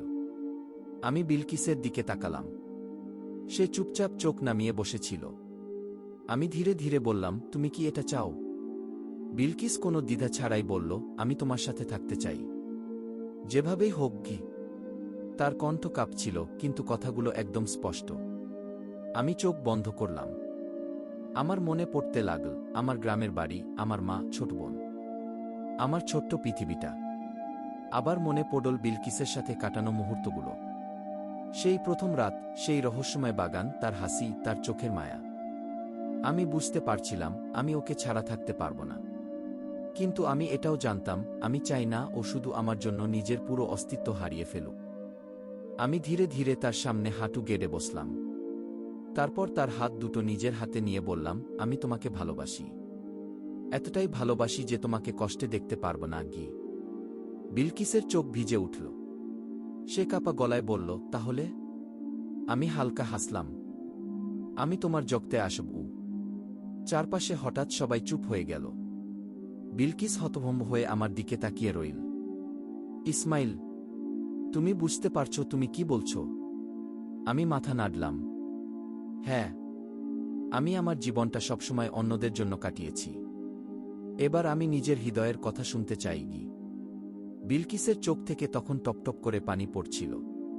সে বলল, কিন্তু তুমি আর কখনো তোমার আগের জীবনে ফিরতে পারবে না, গি। আমি ধীরে ধীরে বললাম, আমার জীবনের সবচেয়ে বড় সুখ যদি তোমার সাথে থাকে, তাহলে সেটাই আমার পৃথিবী, গি। বৃদ্ধ লোকটা অনেকক্ষণ চুপ করে আমাদের দিকে তাকিয়ে রইলেন। তারপর ধীরে ধীরে উঠে দাঁড়ালেন। তাহলে প্রস্তুত হও। হঠাৎ পুরো প্রাসাদে নীল আলোচ বলে উঠল। চারপাশের বাতাস বদলে যেতে শুরু করল। জাহরান গম্ভীর গলায় বলল, আজ থেকে তোমার জীবন আর মানুষের মতো থাকবে না, ইসমাইল, গি। আমি বিলকিসের হাত শক্ত করে ধরলাম। সে কাঁদতে কাঁদতে হেসে বলল, তুমি সত্যিই পাগল, গু। আমি মুচকি হেসে বললাম, হয়তো, কিন্তু আমি তোমার পাগল, গু। তারপর ধীরে ধীরে আমাদের চারপাশে সাদা আর নীল আলো ঘুরতে শুরু করল। আমি অনুভব করছিলাম আমার পুরনো জীবনটা ধীরে ধীরে দূরে সরে যাচ্ছে। আর আমি প্রবেশ করতে চলেছি এক নতুন জগতে, যেখানে শুধু আমি আর বিলকিস। চারপাশের আলো ধীরে ধীরে আরও তীব্র হয়ে উঠছিল। আমি অনুভব করছিলাম যেন আমার শরীরের ভেতর দিয়ে অদ্ভুত এক শক্তি প্রবাহিত হচ্ছে। চোখের সামনে সবকিছু ঝাপসা হয়ে যাচ্ছিল। বিলকিস আমার হাত শক্ত করে ধরেছিল। তার চোখে তখন ভয়, ভালোবাসা আর অদ্ভুত এক শান্তি, সব একসাথে মিশে আছে। বৃদ্ধ লোকটা দুই হাত আকাশের দিকে তুললেন। সঙ্গে সঙ্গে পুরো প্রাসাদে মেঝেতে নীল আলো দিয়ে অদ্ভুত সব চিহ্ন ফুটে উঠল। জাহরান গম্ভীর গলায় কিছু পড়তে শুরু করল। আমি ভাষাটা বুঝতে পারছিলাম না, কিন্তু শব্দগুলো শুনে মনে হচ্ছিল চারপাশের বাতাস কাঁপছে। হঠাৎ আমার গলার নূর পাথরটা আবার জ্বলতে শুরু করল। তীব্র আলো বের হয়ে পুরো জায়গাটা ভরে গেল। আমি ব্যথায় চোখ বন্ধ করে ফেললাম। তারপর অনুভব করলাম কেউ আমার কপালে হাত রাখল। চোখ খুলে দেখি বিলকিস আমার সামনে দাঁড়িয়ে। সে ধীরে ধীরে বলল, এখনো সময় আছে, ইসমাইল। চাইলে তুমি ফিরে যেতে পারো, ঘে। আমি তার চোখের দিকে তাকিয়ে হালকা হাসলাম। আমি অনেক আগেই সিদ্ধান্ত নিয়েছি, গি। তার চোখ ভিজে উঠল। তুমি কখনো আফসোস করবে না তো? আমি ধীরে ধীরে বললাম, যেখানে তুমি থাকবে সেখানেই আমার শান্তি, গি। বিলকিস আর নিজেকে সামলাতে পারল না। সে আমাকে শক্ত করে জড়িয়ে ধরল। ঠিক সেই মুহূর্তে পুরো প্রাসাদ কেঁপে উঠল। নীল আলো হঠাৎ সাদা হয়ে গেল। আমি অনুভব করলাম যেন আমার চারপাশের সবকিছু বদলে যাচ্ছে। শরীরটা হালকা লাগছিল, আবার একই সাথে অদ্ভুত ভারীও। তারপর ধীরে ধীরে সব শান্ত হয়ে গেল। আমি হাঁপাতে হাঁপাতে চোখ খুললাম। চারপাশ আগের মতোই, কিন্তু আবার আগের মতো না। আমি নিজের হাতের দিকে তাকালাম। আমার শরীরের চারপাশে হালকা নীল আভা দেখা যাচ্ছে। আমি অবাক হয়ে বললাম, এটা? জাহরান মৃদু হেসে বলল, আজ থেকে তুমি দুই জগতের মাঝের একজন, ঘি। আমি কিছু বুঝে ওঠার আগেই বিলকিস দৌড়ে এসে আমার সামনে দাঁড়াল। তার চোখে তখন শিশুর মতো আনন্দ। তুমি ঠিক আছো? আমি হেসে বললাম, মনে হয় আছি, গি। বৃদ্ধ লোকটা ধীরে ধীরে আমাদের কাছে এলেন। আজ তার চোখে কোনো দুশ্চিন্তা নেই, শুধু শান্তি। তিনি বললেন, আজ থেকে তোমাদের পথ এক হয়ে গেল। কিন্তু মনে রেখো, ভালোবাসা শুধু একসাথে থাকার নাম না। একে অপরকে রক্ষা করার নামও ভালোবাসা গি। আমি মাথা নাড়লাম। তারপর বিলকিসের দিকে তাকালাম। সে মৃদু হেসে আমার হাত ধরল। সেই মুহূর্তে আমি বুঝলাম আমি সত্যিই আমার পুরনো জীবন ছেড়ে এসেছি। কিন্তু আমার কোনো আফসোস নেই, কারণ জীবনে প্রথমবার আমি এমন একটা জায়গায় পৌঁছেছি যেখানে আমাকে কেউ ব্যবহার করে না, অবহেলা করে না। এখানে আমি একা না, এখানে আমার পাশে বিলকিস আছে। দূরে তখন নতুন ভোরের আলো উঠছিল। দুই জগতের মাঝখানে দাঁড়িয়ে আমি আর বিলকিস সেই আলো দেখছিলাম। আর আমি মনে মনে শুধু একটা কথাই বলছিলাম, ভালোবাসা কখনো জগত দেখে না, হৃদয় দেখে গি। নতুন জীবনের শুরুটা আমার কল্পনার চেয়েও আলাদা ছিল। প্রথম কয়েকদিন আমি যেন সবকিছু নতুন করে চিনতে শিখছিলাম। এই জগতের সময় বাতাস, আলো সবকিছুই মানুষের পৃথিবী থেকে ভিন্ন। আমি এখন আর পুরোপুরি মানুষও নই, আবার পুরোপুরি জিনও নই। জাহরান একদিন আমাকে বলল, তোমার ভেতরে এখন দুই জগতের শক্তি আছে, তাই তোমাকে নিজের মন নিয়ন্ত্রণ করতে শিখতে হবে গি। আমি অবাক হয়ে বললাম, যদি না পারি? সে হালকা হেসে বলল, তাহলে তোমার শক্তিই তোমাকে ধ্বংস করবে গি। সেই থেকে শুরু হলো আমার নতুন শিক্ষা। প্রতিদিন ভোরে জাহরান আমাকে নিয়ে যেত বিশাল পাহাড়ের ধারে। সেখানে দাঁড়িয়ে আমাকে ধ্যান করতে হতো, নিজের ভেতরের শক্তিকে অনুভব করতে হতো। প্রথম দিকে খুব কষ্ট হতো। মাথার ভেতর অদ্ভুত শব্দ শুনতাম। কখনো মনে হতো আমি আবার গ্রামের বাড়িতে ফিরে গেছি, কখনো মনে হতো আমি গভীর অন্ধকারে ডুবে যাচ্ছি। তখন বিলকিস আমার পাশে এসে বসত। সে ধীরে ধীরে বলতো, চোখ বন্ধ করো, শুধু আমার কণ্ঠ শুনোক। তার কণ্ঠ শুনলেই আমার মন শান্ত হয়ে যেত। দিন যেতে লাগল। আমি ধীরে ধীরে বুঝতে শুরু করলাম আমার ভেতরে সত্যিই কিছু বদলে গেছে। আমি এখন অনেক দূরের শব্দ শুনতে পারি, বাতাসের গন্ধ দিয়ে বুঝতে পারি কে আসছে। এমনকি মাঝে মাঝে মানুষের জগতের কিছু দৃশ্যও দেখতে পাই। এক রাতে আমি হঠাৎ ঘুম ভেঙে উঠে বসে পড়লাম। আমার বুক ধকধক করছিল। বিলকিস ঘুম থেকে উঠে বলল, কি হয়েছে? আমি কাঁপা গলায় বললাম, আমার মা গি। সে অবাক হয়ে বলল, কি হয়েছে উনার? আমি চোখ বন্ধ করতেই একটা দৃশ্য দেখতে পেলাম, আমার মা অন্ধকার ঘরে একা বসে কাঁদছেন। আমার বুকটা মোচ দিয়ে উঠল। আমি উনাকে দেখতে চাই। বিলকিস কিছুক্ষণ চুপ করে থাকল। তারপর ধীরে ধীরে বলল, তুমি চাইলে যেতে পারো। আমি অবাক হয়ে তাকালাম। সত্যি? সে মাথা নাড়ল।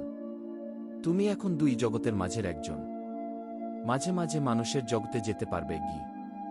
আমার চোখে আনন্দ চলে এলো।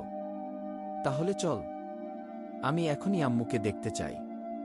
বিলকিস হালকা হেসে বলল, তুমি একদম ছোট বাচ্চাদের মতো হয়ে গেছো বু।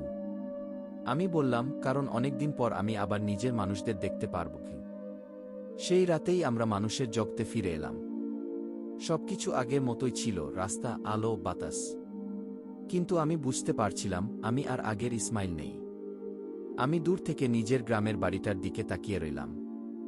পুরনো টিনের ঘরটা এখনও দাঁড়িয়ে আছে। জানালার পাশে বসে আমার মা চুপচাপ বাইরে তাকিয়ে আছেন। আমার বুকটা হঠাৎ ভারী হয়ে গেল। আমি ধীরে ধীরে সামনে এগোতে লাগলাম। কিন্তু ঠিক তখনই বিলকিস হঠাৎ আমার হাত শক্ত করে ধরল। তার মুখে আতঙ্ক। সে নিচু গলায় বলল, ইসমাইল, আমাদের কেউ অনুসরণ করছে গি। বিলকিসের কথাটা শুনে আমি সঙ্গে সঙ্গে থেমে গেলাম। চারপাশে তখন গভীর রাতের নীরবতা। দূরে চিনি পোকার শব্দ, হালকা বাতাসে গাছের পাতা নড়ছে। কিন্তু বিলকিসের চোখের আতঙ্ক দেখে বুঝলাম বিশ্বাসটা সাধারণ কিছু না। আমি নিচু গলায় বললাম, কে? সে ধীরে ধীরে চারপাশে তাকাল। তারপর ফিসফিস করে বলল, আমি ঠিক বুঝতে পারছি না, কিন্তু একটা অন্ধকার শক্তি আমাদের পিছু নিয়েছে গি। আমার বুক ধক করে উঠল। আজরা? বিলকিস মাথা নাড়ল। না, ওর শক্তি আমি চিনতে পারতাম। এটা অন্য কেউ। হঠাৎ ঠান্ডা বাতাস বয়ে গেল। আমার শরীরের চারপাশের নীল আভাটা হালকা জ্বলে উঠল। আমি অনুভব করলাম সত্যিই কেউ আমাদের দেখছে। বিলকিস আমার হাত শক্ত করে ধরে বলল, চুপচাপ থাকো। আমরা ধীরে ধীরে বাড়ির পেছনের পুরনো আমগাছটার দিকে এগোলাম। সেখান থেকে পুরো উঠানটা দেখা যায়। আমার মা এখনও জানালার পাশে বসে আছেন, হাতে তসবিহ, মুখে কষ্টের ছাপ। আমার বুকটা মোচ দিয়ে উঠল। আমি ফিসফিস করে বললাম, আমি শুধু একবার উনার সামনে যেতে চাই। বিলকিস কষ্টের চোখে আমার দিকে তাকাল। তুমি গেলে উনি তোমাকে দেখে ফেলবেন। আর এখন তুমি পুরোপুরি আগের মতো নেই গি। আমি চুপ করে গেলাম। ঠিক তখনই হঠাৎ উঠানের এক কোণায় একটা কালো ছায়া দেখা দিল। আমি চমকে উঠলাম। ছায়াটা ধীরে ধীরে নড়ছিল। মানুষের মতো, কিন্তু আবার পুরোপুরি মানুষ না। বিলকিস সঙ্গে সঙ্গে আমার সামনে এসে দাঁড়াল। পিছনে থাকো গুই। ছায়াটা কয়েক সেকেন্ড স্থির দাঁড়িয়ে রইল। তারপর ধীরে ধীরে একটা গম্ভীর কণ্ঠ ভেসে এলো। তাহলে এটাই সেই মানুষ কি? আমার বুক কেঁপে উঠল। ছায়াটা সামনে এগিয়ে আসতেই চাঁদের আলো তার মুখ দেখা গেল। একজন বৃদ্ধ মানুষ। লম্বা সাদা দাড়ি, কালো পোশাক, আর চোখ দুটো অস্বাভাবিক উজ্জ্বল। আমি অবাক হয়ে বললাম, আপনি কে? বৃদ্ধ লোকটা শান্তভাবে বলল, আমি তোমাদের শত্রু না গি। বিলকিস ঠান্ডা গলায় বলল, তাহলে লুকিয়ে আমাদের অনুসরণ করছিলেন কেন? লোকটা ধীরে ধীরে বলল, কারণ আমি নিশ্চিত হতে চেয়েছিলাম গি। আমি বললাম, কি স্যার? সে সরাসরি আমার চোখের দিকে তাকাল। নূর পাথর সত্যিই নতুন কাউকে বেছে নিয়েছে কিনা গি। আমার বুক ধক করে উঠল। বিলকিস নিচু গলায় বলল, আপনি কারা? লোকটা ধীরে ধীরে সামনে এগিয়ে এল। আমরা নূরের রক্ষক গে। চারপাশের বাতাস যেন হঠাৎ আরও ভারী হয়ে উঠল। আমি বললাম, রক্ষক মানে? সে গভীর গলায় বলল, শত শত বছর ধরে আমরা দুই জগতের ভারসাম্য রক্ষা করে আসছি গি। আমার মাথা আরও ঘুরে গেল। লোকটা আবার বলল, আর এখন তোমার কারণে সেই ভারসাম্য বদলাতে শুরু করেছে গি। বিলকিস সঙ্গে সঙ্গে বলল, ইসমাইল কোনো ভুল করেনি। বৃদ্ধ লোকটা শান্তভাবে বলল, আমি সেটা বলছি না। কিন্তু ওর অস্তিত্ব এখন দুই জগতের জন্য খুব গুরুত্বপূর্ণ গু। আমি ধীরে ধীরে বললাম, আপনি আসলে কি চান? লোকটা কয়েক সেকেন্ড চুপ করে থাকল। তারপর বলল, আমি চাই তুমি আমাদের সাথে চলো গি। লোকটার কথাটা শুনে আমি আর বিলকিস দুজনেই চুপ হয়ে গেলাম। রাতের বাতাসটা যেন আরও ঠান্ডা হয়ে উঠল। আমি ধীরে ধীরে বললাম, কোথায় যেতে হবে? বৃদ্ধ লোকটা চারপাশে একবার তাকাল। তারপর নিচু গলায় বলল, এখানে দাঁড়িয়ে সব বলা নিরাপদ না গি। বিলকিস সঙ্গে সঙ্গে বলল, আমি ওকে কোথাও একা যেতে দেব না গি। লোকটা শান্তভাবে মাথা নাড়ল। তোমাকেও যেতে হবে গি। আমি বুঝতে পারছিলাম ব্যাপারটা খুব গুরুত্বপূর্ণ, কিন্তু একই সাথে ভেতরে একটা অজানা অস্বস্তিও কাজ করছিল। আমি বললাম, আপনি কি সত্যিই আমাদের কোনো ক্ষতি করবেন না? লোকটা হালকা হাসল। যদি ক্ষতি করতে চাইতাম তাহলে এতক্ষণে করে ফেলতাম গি। তার কথাটা শুনে আমি চুপ করে গেলাম। বিলকিস কিছুক্ষণ আমার দিকে তাকিয়ে থেকে ধীরে বলল, সাবধানে থাকবে। আমি এই শক্তিটাকে পুরোপুরি চিনতে পারছি না গি। আমি মাথা নাড়লাম। তারপর বৃদ্ধ লোকটা হাত তুলতেই চারপাশে হালকা সাদা কুয়াশা তৈরি হতে লাগল। মুহূর্তের মধ্যে আমাদের চারপাশের সবকিছু বদলে গেল। আমি অনুভব করলাম আমরা যেন বাতাসের ভেতর দিয়ে ভেসে যাচ্ছি। কয়েক সেকেন্ড পর কুয়াশা সরে গেল। আমি চারদিকে তাকিয়ে অবাক হয়ে গেলাম। আমরা একটা বিশাল গুহার সামনে দাঁড়িয়ে আছি। পাহাড়ের ভেতরে তৈরি সেই জায়গাটা চারপাশে নীল আগুনের মতো আলো দিয়ে জ্বলছে। গুহার দরজার উপরে অদ্ভুত চিহ্ন আঁকা। বিলকিস নিচু গলায় বলল, এটা তো লোকটা তার কথা শেষ করে দিল। হ্যাঁ, নূরের আস্তানা গিয়ে। আমার বুক ধকধক করছিল। আমরা ধীরে ধীরে ভেতরে ঢুকলাম। গুহার ভেতরটা বাইরে থেকে অনেক বড়। দেয়াল জুড়ে পুরনো লেখা, অদ্ভুত সব প্রতীক। মাঝখানে একটা গোলাকার পাথরের মঞ্চ। আর সেই মঞ্চের চারপাশে বসে আছে কয়েকজন মানুষ আর কয়েকজন জিন। আমি অবাক হয়ে গেলাম। তাদের সবার গলায় আমার মতোই নীল আলো ছড়ানো তাবিজ। আমাদের ঢুকতে দেখে সবাই একসাথে আমার দিকে তাকাল। একজন মহিলা ধীরে ধীরে উঠে দাঁড়ালেন। তার চুল পুরো সাদা, কিন্তু চোখে অদ্ভুত শক্তি। তিনি আমার সামনে এসে দাঁড়ালেন। তারপর বললেন, তাহলে তুমি ইসমাইল গি? আমি মাথা নাড়লাম। তিনি গভীর চোখে আমার দিকে তাকিয়ে বললেন, তোমাকে নিয়ে আমরা অনেক দিন ধরে অপেক্ষা করছি গি। আমার শরীর দিয়ে ঠান্ডা স্রোত বয়ে গেল। আমার জন্য? তিনি বললেন, হ্যাঁ, কারণ বহু বছর পর আবার একজন মধ্যবর্তী জন্ম নিয়েছে গি। আমি বিভ্রান্ত হয়ে বললাম, মধ্যবর্তী মানে? বৃদ্ধ লোকটা ধীরে ধীরে বলল, যে দুই জগতের শক্তি একসাথে ধারণ করতে পারে গি। আমার বুক ধক করে উঠল। মহিলাটা বললেন, কিন্তু এর মানে শুধু শক্তি না, এর মানে বিপদও। বিলকিস উদ্বিগ্ন গলায় বলল, কি ধরনের বিপদ? মহিলার মুখটা হঠাৎ গম্ভীর হয়ে গেল। তিনি ধীরে ধীরে বললেন, আজরাক ছিল শুধু শুরু। মহিলার কথাটা শুনে পুরো গুহার ভেতর নীরবতা নেমে এলো। আমার বুকের ভেতর হঠাৎ অজানা একটা চাপ অনুভব করলাম। আমি ধীরে ধীরে বললাম, মানে? আজরাক তো শেষ হয়ে গেছে গি। মহিলাটা মাথা নাড়লেন। অন্ধকার কখনো পুরোপুরি শেষ হয় না, ইসমাইল। একজন পড়ে গেলে আরেকজন উঠে আসে গি। আমি অনুভব করলাম বিলকিস আমার হাতটা আরও শক্ত করে ধরেছে। বৃদ্ধ লোকটা বললেন, বহু বছর আগে দুই জগতের মাঝে একটা যুদ্ধ হয়েছিল। সেই যুদ্ধের পর কিছু নিষিদ্ধ দরজা বন্ধ করে দেওয়া হয় গে। আমি চুপচাপ শুনছিলাম। তিনি আবার বললেন, আজরাক সেই দরজাগুলোর একটাকে খুলতে চাইছিল গি। আমার বুক ধক করে উঠল। কেন? সাদা চুলের মহিলাটা উত্তর দিলেন, কারণ সেই দরজার ওপাশে এমন কিছু আছে যেটা মানুষ আর জিন দুই জগতের জন্যই ভয়ঙ্কর। চারপাশের বাতাস যেন ঠান্ডা হয়ে গেল। আমি বললাম, ওপাশে কি আছে? মহিলাটা কয়েক সেকেন্ড চুপ করে রইলেন। তারপর ধীরে ধীরে বললেন, ছায়ালোক। এই শব্দটা উচ্চারণ করার সাথে সাথে গুহার কয়েকজন নিচু গলায় কিছু বলতে শুরু করল। আমি বিভ্রান্ত হয়ে বললাম, ছায়ালোক? বিলকিসের মুখটা ফ্যাকাশে হয়ে গেছে। সে ফিসফিস করে বলল, আমি ভেবেছিলাম এগুলো শুধু গল্প। মহিলাটা বললেন, না, ওগুলো বাস্তব।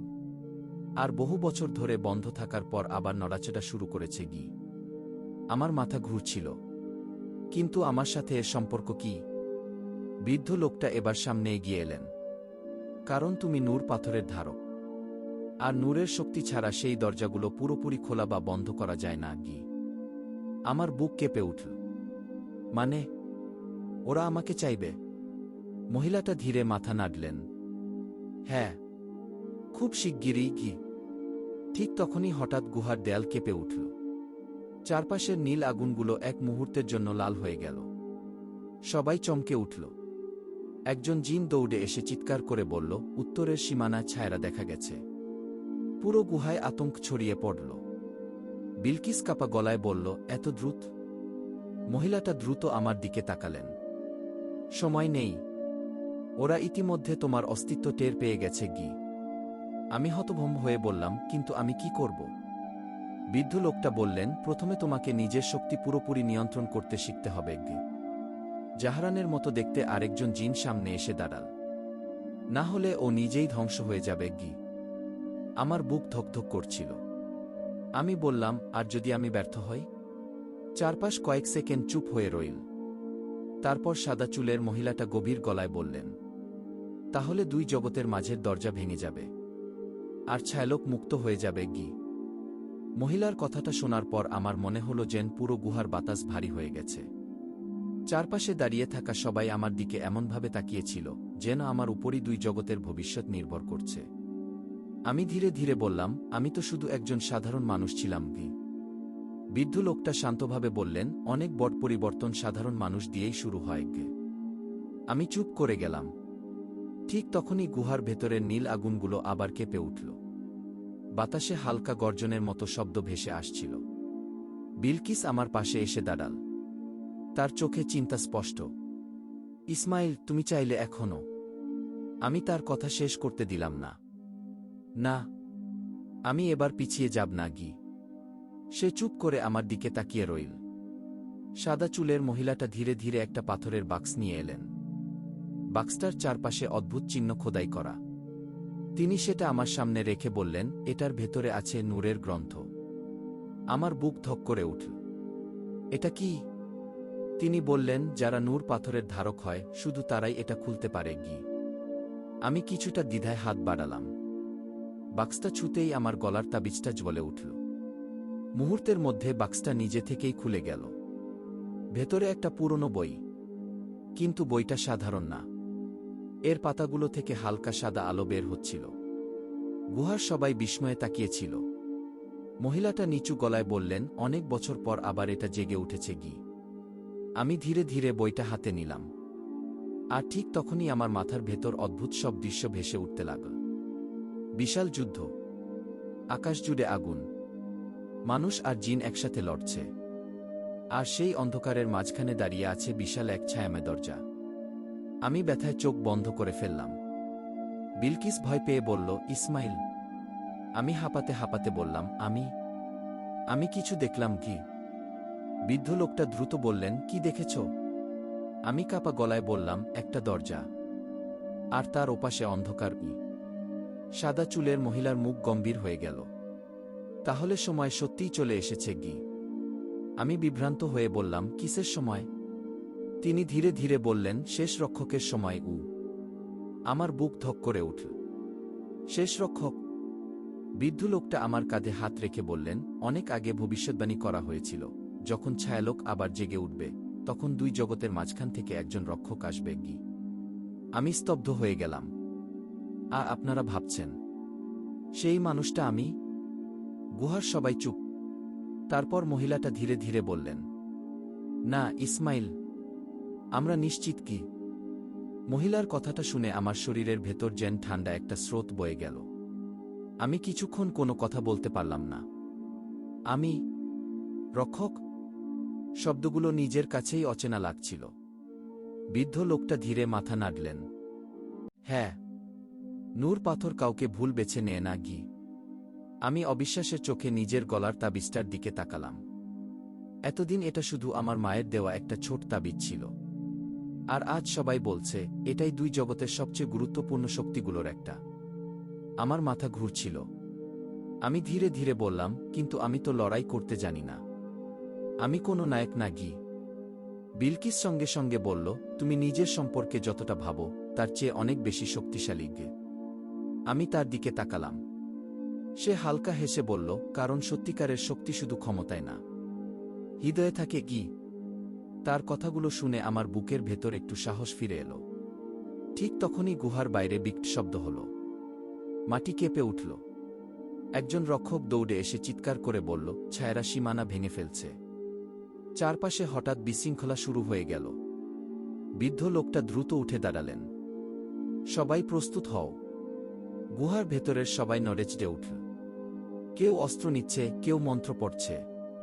আমি হতভম্ব হয়ে দাঁড়িয়েছিলাম। বিলকিস আমার হাত ধরে বলল, ভয় পেও না গি।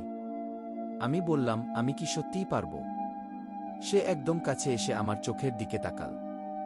তুমি পারবে, কারণ তুমি একা না গি। ঠিক তখনই হঠাৎ গুহার দেয়ালে ফাটল ধরল। কালো ধোয়ার মতো কিছু একটা ভেতরে ঢুকতে শুরু করল। আর সেই ধোয়ার ভেতর থেকে ভেসে এলো অদ্ভুত সব ফিসফিস কণ্ঠ। দরজা খোলো। রক্ষককে দাও। আমার শরীর কেঁপে উঠল। সাদা চুলের মহিলাটা চিৎকার করে বললেন, ওরা ইসমাইলকে খুঁজছে। আমি অনুভব করলাম গলার নূর পাথরটা দ্রুত গরম হয়ে উঠছে। হঠাৎ আমার মাথার ভেতর আবার সেই দৃশ্যটা ভেসে উঠল, বিশাল ছায়াময় দরজা, আর তার সামনে দাঁড়িয়ে আমি ব্যথায় মাথা চেপে ধরলাম। বিলকিস আতঙ্কিত হয়ে বলল, ইসমাইল। ঠিক তখনই আমার চোখের সামনে একটা আলোর পথ তৈরি হল। সেই পথটা যেন গুহার গভীরে কোথাও নিয়ে যাচ্ছে। বৃদ্ধ লোকটা বিস্ময়ে বললেন, নূর পাথর তোমাকে পথ দেখাচ্ছে গি। আমি কাঁপা গলায় বললাম, কোথায়? তিনি ধীরে ধীরে বললেন, ছায়াতবারের দিকে গি। ছায়াতবার। শব্দটা শুনেই আমার বুকের ভেতর কেমন যেন চাপা একটা ভয় জমে উঠল। গুহার ভেতর তখনও কাঁপছে, চারদিকে কালো ধোঁয়া ছড়িয়ে পড়ছে। দূর থেকে সেই ফিসফিস কণ্ঠগুলো আরও জোরে শোনা যাচ্ছে। রক্ষককে নিয়ে এসো। দরজা খুলে দাও। আমি কাঁপা গলায় বললাম, ওরা কারা? সাদা চুলের মহিলাটা গম্ভীর গলায় বললেন, ছায়ালোকের দূত। তারা পুরোপুরি আমাদের জগতে আসতে পারে না, কিন্তু দরজা দুর্বল হলে এভাবেই প্রবেশ করার চেষ্টা করে কি। বিলকিস আমার সামনে এসে দাঁড়াল। ইসমাইল কোথাও যাবে না গি। বৃদ্ধ লোকটা ধীরে মাথা নাড়লেন। ওকে যেতেই হবে, কারণ নূর পাথর নিজে থেকে কখনো পথ দেখায় না গি। আমি অবাক হয়ে বললাম, তাহলে আমাকে এখন কি করতে হবে? বৃদ্ধ লোকটা সেই আলোর পথটার দিকে তাকিয়ে বললেন, ছায়াতবারকে আবার সিল করতে হবে গি। আমার বুক ধক করে উঠল। আর যদি না পারি? চারপাশ কয়েক সেকেন্ড চুপ। তারপর তিনি ধীরে ধীরে বললেন, তাহলে দুই জগতেই অন্ধকারে ডুবে যাবে গি। গুহার ভেতরের সবাই তখন আমার দিকে তাকিয়ে আছে। আমি বুঝতে পারছিলাম এখন আর পিছিয়ে যাওয়ার সুযোগ নেই। বিলকিস কাপা গলায় বলল, আমি তোমার সাথে যাবই। বৃদ্ধ লোকটা কিছু বলতে যাচ্ছিলেন, কিন্তু আমি আগে বললাম, না, এটা খুব বিপজ্জনক। সে রাগ মিশ্রিত কণ্ঠে বলল, তুমি কি ভাবো আমি তোমাকে একা যেতে দেব? আমি চুপ করে গেলাম। ঠিক তখনই জাহরান সামনে এগিয়ে এলো। আমি তোমাদের সাথে যাব। বৃদ্ধ লোকটা মাথা নাড়লেন। ঠিক আছে, কিন্তু মনে রেখো, ছায়াতবারের কাছে গিয়ে নিজের ভয়কে নিয়ন্ত্রণ করতে না পারলে তোমরা বাঁচবে না। আমার বুকের ভেতর আবার সেই চাপা ভয়টা ফিরে এলো। আমরা তিনজন সেই আলোর পথ ধরে হাঁটতে শুরু করলাম। গুহার ভেতর যত গভীরে যাচ্ছিলাম, বাতাস তত ঠান্ডা হয়ে উঠছিল। দেয়ালগুলো কালচে হয়ে গেছে, যেন আগুনে পুড়ে গেছে অনেক আগে। দূরে কোথাও অদ্ভুত গর্জনের শব্দ শোনা যাচ্ছিল। আমি নিচু গলায় বললাম, এই জায়গাটা কেমন অদ্ভুত। জাহরান গম্ভীর গলায় বলল, কারণ এটা দুই জগতের মাঝের পথ। হঠাৎ সামনে বিশাল একটা দরজা দেখা গেল। কালো পাথরে তৈরি সেই দরজাটা এত বড় যে মাথা উঁচু করেও শেষ দেখা যায় না। দরজার চারপাশে লাল আগুনের মতো চিহ্ন জ্বলছে, আর দরজার নিচ থেকে ধীরে ধীরে কালো ধোঁয়া বের হচ্ছে। আমার বুক কেঁপে উঠল। এটাই ছায়াতবার? জাহরান মাথা নাড়ল। বিলকিস আমার হাত শক্ত করে ধরল। ঠিক তখনই দরজার ওপাশ থেকে বিকট একটা শব্দ ভেসে এলো। মনে হলো হাজার হাজার কণ্ঠ একসাথে চিৎকার করছে। তারপর ধীরে ধীরে দরজার মাঝখানে একটা ফাটল তৈরি হতে শুরু করল, আর সেই ফাটলের ভেতর থেকে দুটো জ্বলন্ত লাল চোখ আমাদের দিকে তাকাল। দরজার ফাটলের ভেতর থেকে জ্বলতে থাকা সেই লাল চোখ দুটো দেখেই আমার পুরো শরীর ঠান্ডা হয়ে গেল। মনে হচ্ছিল চোখ দুটো শুধু আমাদের দেখছে না, আমাদের ভেতরটা পর্যন্ত পড়ে ফেলছে। বিলকিস কাপা গলায় বলল, ওরা জেগে উঠেছে। জাহরান সঙ্গে সঙ্গে সামনে এসে দাঁড়াল। তার হাতের চারপাশে নীল আগুনের মতো শক্তি জ্বলে উঠল। পিছনে থাকো। হঠাৎ দরজার ফাটলটা আরও বড় হয়ে গেল। তারপর ধীরে ধীরে কালো ধোঁয়ার ভেতর থেকে একটা হাত বেরিয়ে এলো। আমি জীবনে এত ভয়ঙ্কর কিছু কখনো দেখিনি। হাতটা মানুষের মতো, কিন্তু অস্বাভাবিক লম্বা। পুরো শরীর কালো ছায়ে ঢাকা, আঙুলগুলো ধারালো নখের মতো। বাতাস মুহূর্তের মধ্যে ভারী হয়ে গেল। সেই অন্ধকার কণ্ঠ আবার ভেসে এলো, অবশেষে রক্ষক এসেছে। আমার বুক ধকধক করছিল। আমি বুঝতে পারছিলাম ওরা আমার সাথেই কথা বলছে। জাহরান চিৎকার করে বলল, ইসমাইল, এখনই নূর পাথরের শক্তি ব্যবহার করো। আমি কাপা হাতে গলার তাবিজটা ধরলাম, কিন্তু এবার আগের মতো সহজ লাগছিল না। মাথার ভেতর অদ্ভুত সব কণ্ঠ বাজতে শুরু করল। তুমি পারবে না। তুমি দুর্বল। দরজা খুলে দাও। আমি ব্যথায় মাথা চেপে ধরলাম। বিলকিস আতঙ্কিত হয়ে বলল, ইসমাইল, ওদের কথা শুনবে না। কিন্তু সেই কণ্ঠগুলো যেন আরও জোরে হতে লাগল। আমার চোখের সামনে হঠাৎ ভেসে উঠল আমার পুরনো জীবন, আমার মা, আমার ছোট বোন, আমার গ্রামের বাড়ি। তারপর সেই দৃশ্যগুলো ধীরে ধীরে আগুনে পুড়ে যেতে লাগল। আমি চিৎকার করে উঠলাম, না। অন্ধকার কণ্ঠটা হেসে উঠল, তুমি সবাইকে বাঁচাতে পারবে না। দরজার ফাটলটা আরও বড় হয়ে গেল। কালো ধোঁয়া চারদিকে ছড়িয়ে পড়তে লাগল। জাহরান চেষ্টা করছিল শক্তি দিয়ে দরজাটা আটকে রাখতে, কিন্তু সে ধীরে ধীরে পিছিয়ে যাচ্ছিল। বিলকিস আমার দুই কাঁধ ধরে বলল, ইসমাইল, আমার দিকে তাকাও। আমি কষ্টে তার দিকে তাকালাম। তার চোখে তখন শুধু বিশ্বাস। সে ধীরে ধীরে বলল, তুমি অন্ধকার না, তুমি আলো। এটা মনে করো। তার কথাগুলো শুনে হঠাৎ আমার বুকের ভেতর কেমন যেন উষ্ণতা অনুভব করলাম। আমি চোখ বন্ধ করলাম। মায়ের মুখটা মনে পড়ল। তারপর মনে পড়ল যেদিন আমি প্রথম বিলকিসকে বাঁচিয়েছিলাম। আমি কখনো শক্তিশালী হতে চাইনি, আমি শুধু কাউকে কষ্ট পেতে দিতে চাইনি। ঠিক সেই মুহূর্তে আমার গলার নূর পাথরটা তীব্র আলো ছড়াতে শুরু করল। পুরো জায়গাটা সাদা আলো ভরে গেল। অন্ধকার কণ্ঠটা হঠাৎ চিৎকার করে উঠল, না, এটা অসম্ভব। আমি ধীরে ধীরে হাত সামনে বাড়ালাম, আর সেই মুহূর্তে দরজার সামনে বিশাল এক আলোর বৃত্ত তৈরি হল। বিশাল আলোর বৃত্তটা ধীরে ধীরে পুরো ছায়াতবারকে ঘিরে ফেল। সাদা আলো এত তীব্র ছিল যে চোখ খুলে রাখা কঠিন হয়ে পড়ছিল। দরজার ওপাশ থেকে ভয়ঙ্কর চিৎকার ভেসে আসছিল, না, দরজা বন্ধ করো না। কালো ধোঁয়া পাগলের মতো চারদিকে ছড়িয়ে পড়ছিল, কিন্তু আলোর স্পর্শ পেলেই ছাই হয়ে মিলিয়ে যাচ্ছিল। জাহরান বিস্ময়ে বলল, ও সত্যিই পেরেছে গি। আমি অনুভব করছিলাম আমার শরীরের ভেতরের সব শক্তি যেন বেরিয়ে যাচ্ছে। কিন্তু এবার আর ভয় লাগছিল না, কারণ আমার সামনে দাঁড়িয়ে ছিল বিলকিস। সে কাঁদতে কাঁদতে বলল, ইসমাইল, সাবধান। ঠিক তখনই দরজার ফাটলের ভেতর থেকে বিশাল একটা ছায়াময় অবয়ব বের হওয়ার চেষ্টা করল। আগের সবকিছুর চেয়ে অনেক বড়, অনেক ভয়ঙ্কর। দুটো জ্বলন্ত চোখ সরাসরি আমার দিকে তাকিয়েছিল। অন্ধকার কণ্ঠটা গর্জে উঠল, রক্ষক, তুমি দরজা বন্ধ করলে, তোমাকেও আমাদের সাথে যেতে হবে। আমার বুক ধক করে উঠল। জাহরান চিৎকার করে বলল, ইসমাইল, পিছিয়ে যাও। কিন্তু আমি বুঝতে পারছিলাম, এখন পিছিয়ে গেলে সব শেষ। আমি ধীরে ধীরে বিলকিসের দিকে তাকালাম। তার চোখে আতঙ্ক। সে মাথা নাড়তে নাড়তে বলল, না, না, তুমি এটা করবে না গি। আমি হালকা হাসলাম। তুমি বলেছিলে না, ভালোবাসা মানে একে অপরকে রক্ষা করা। বিলকিস কাঁদতে কাঁদতে আমার হাত ধরল।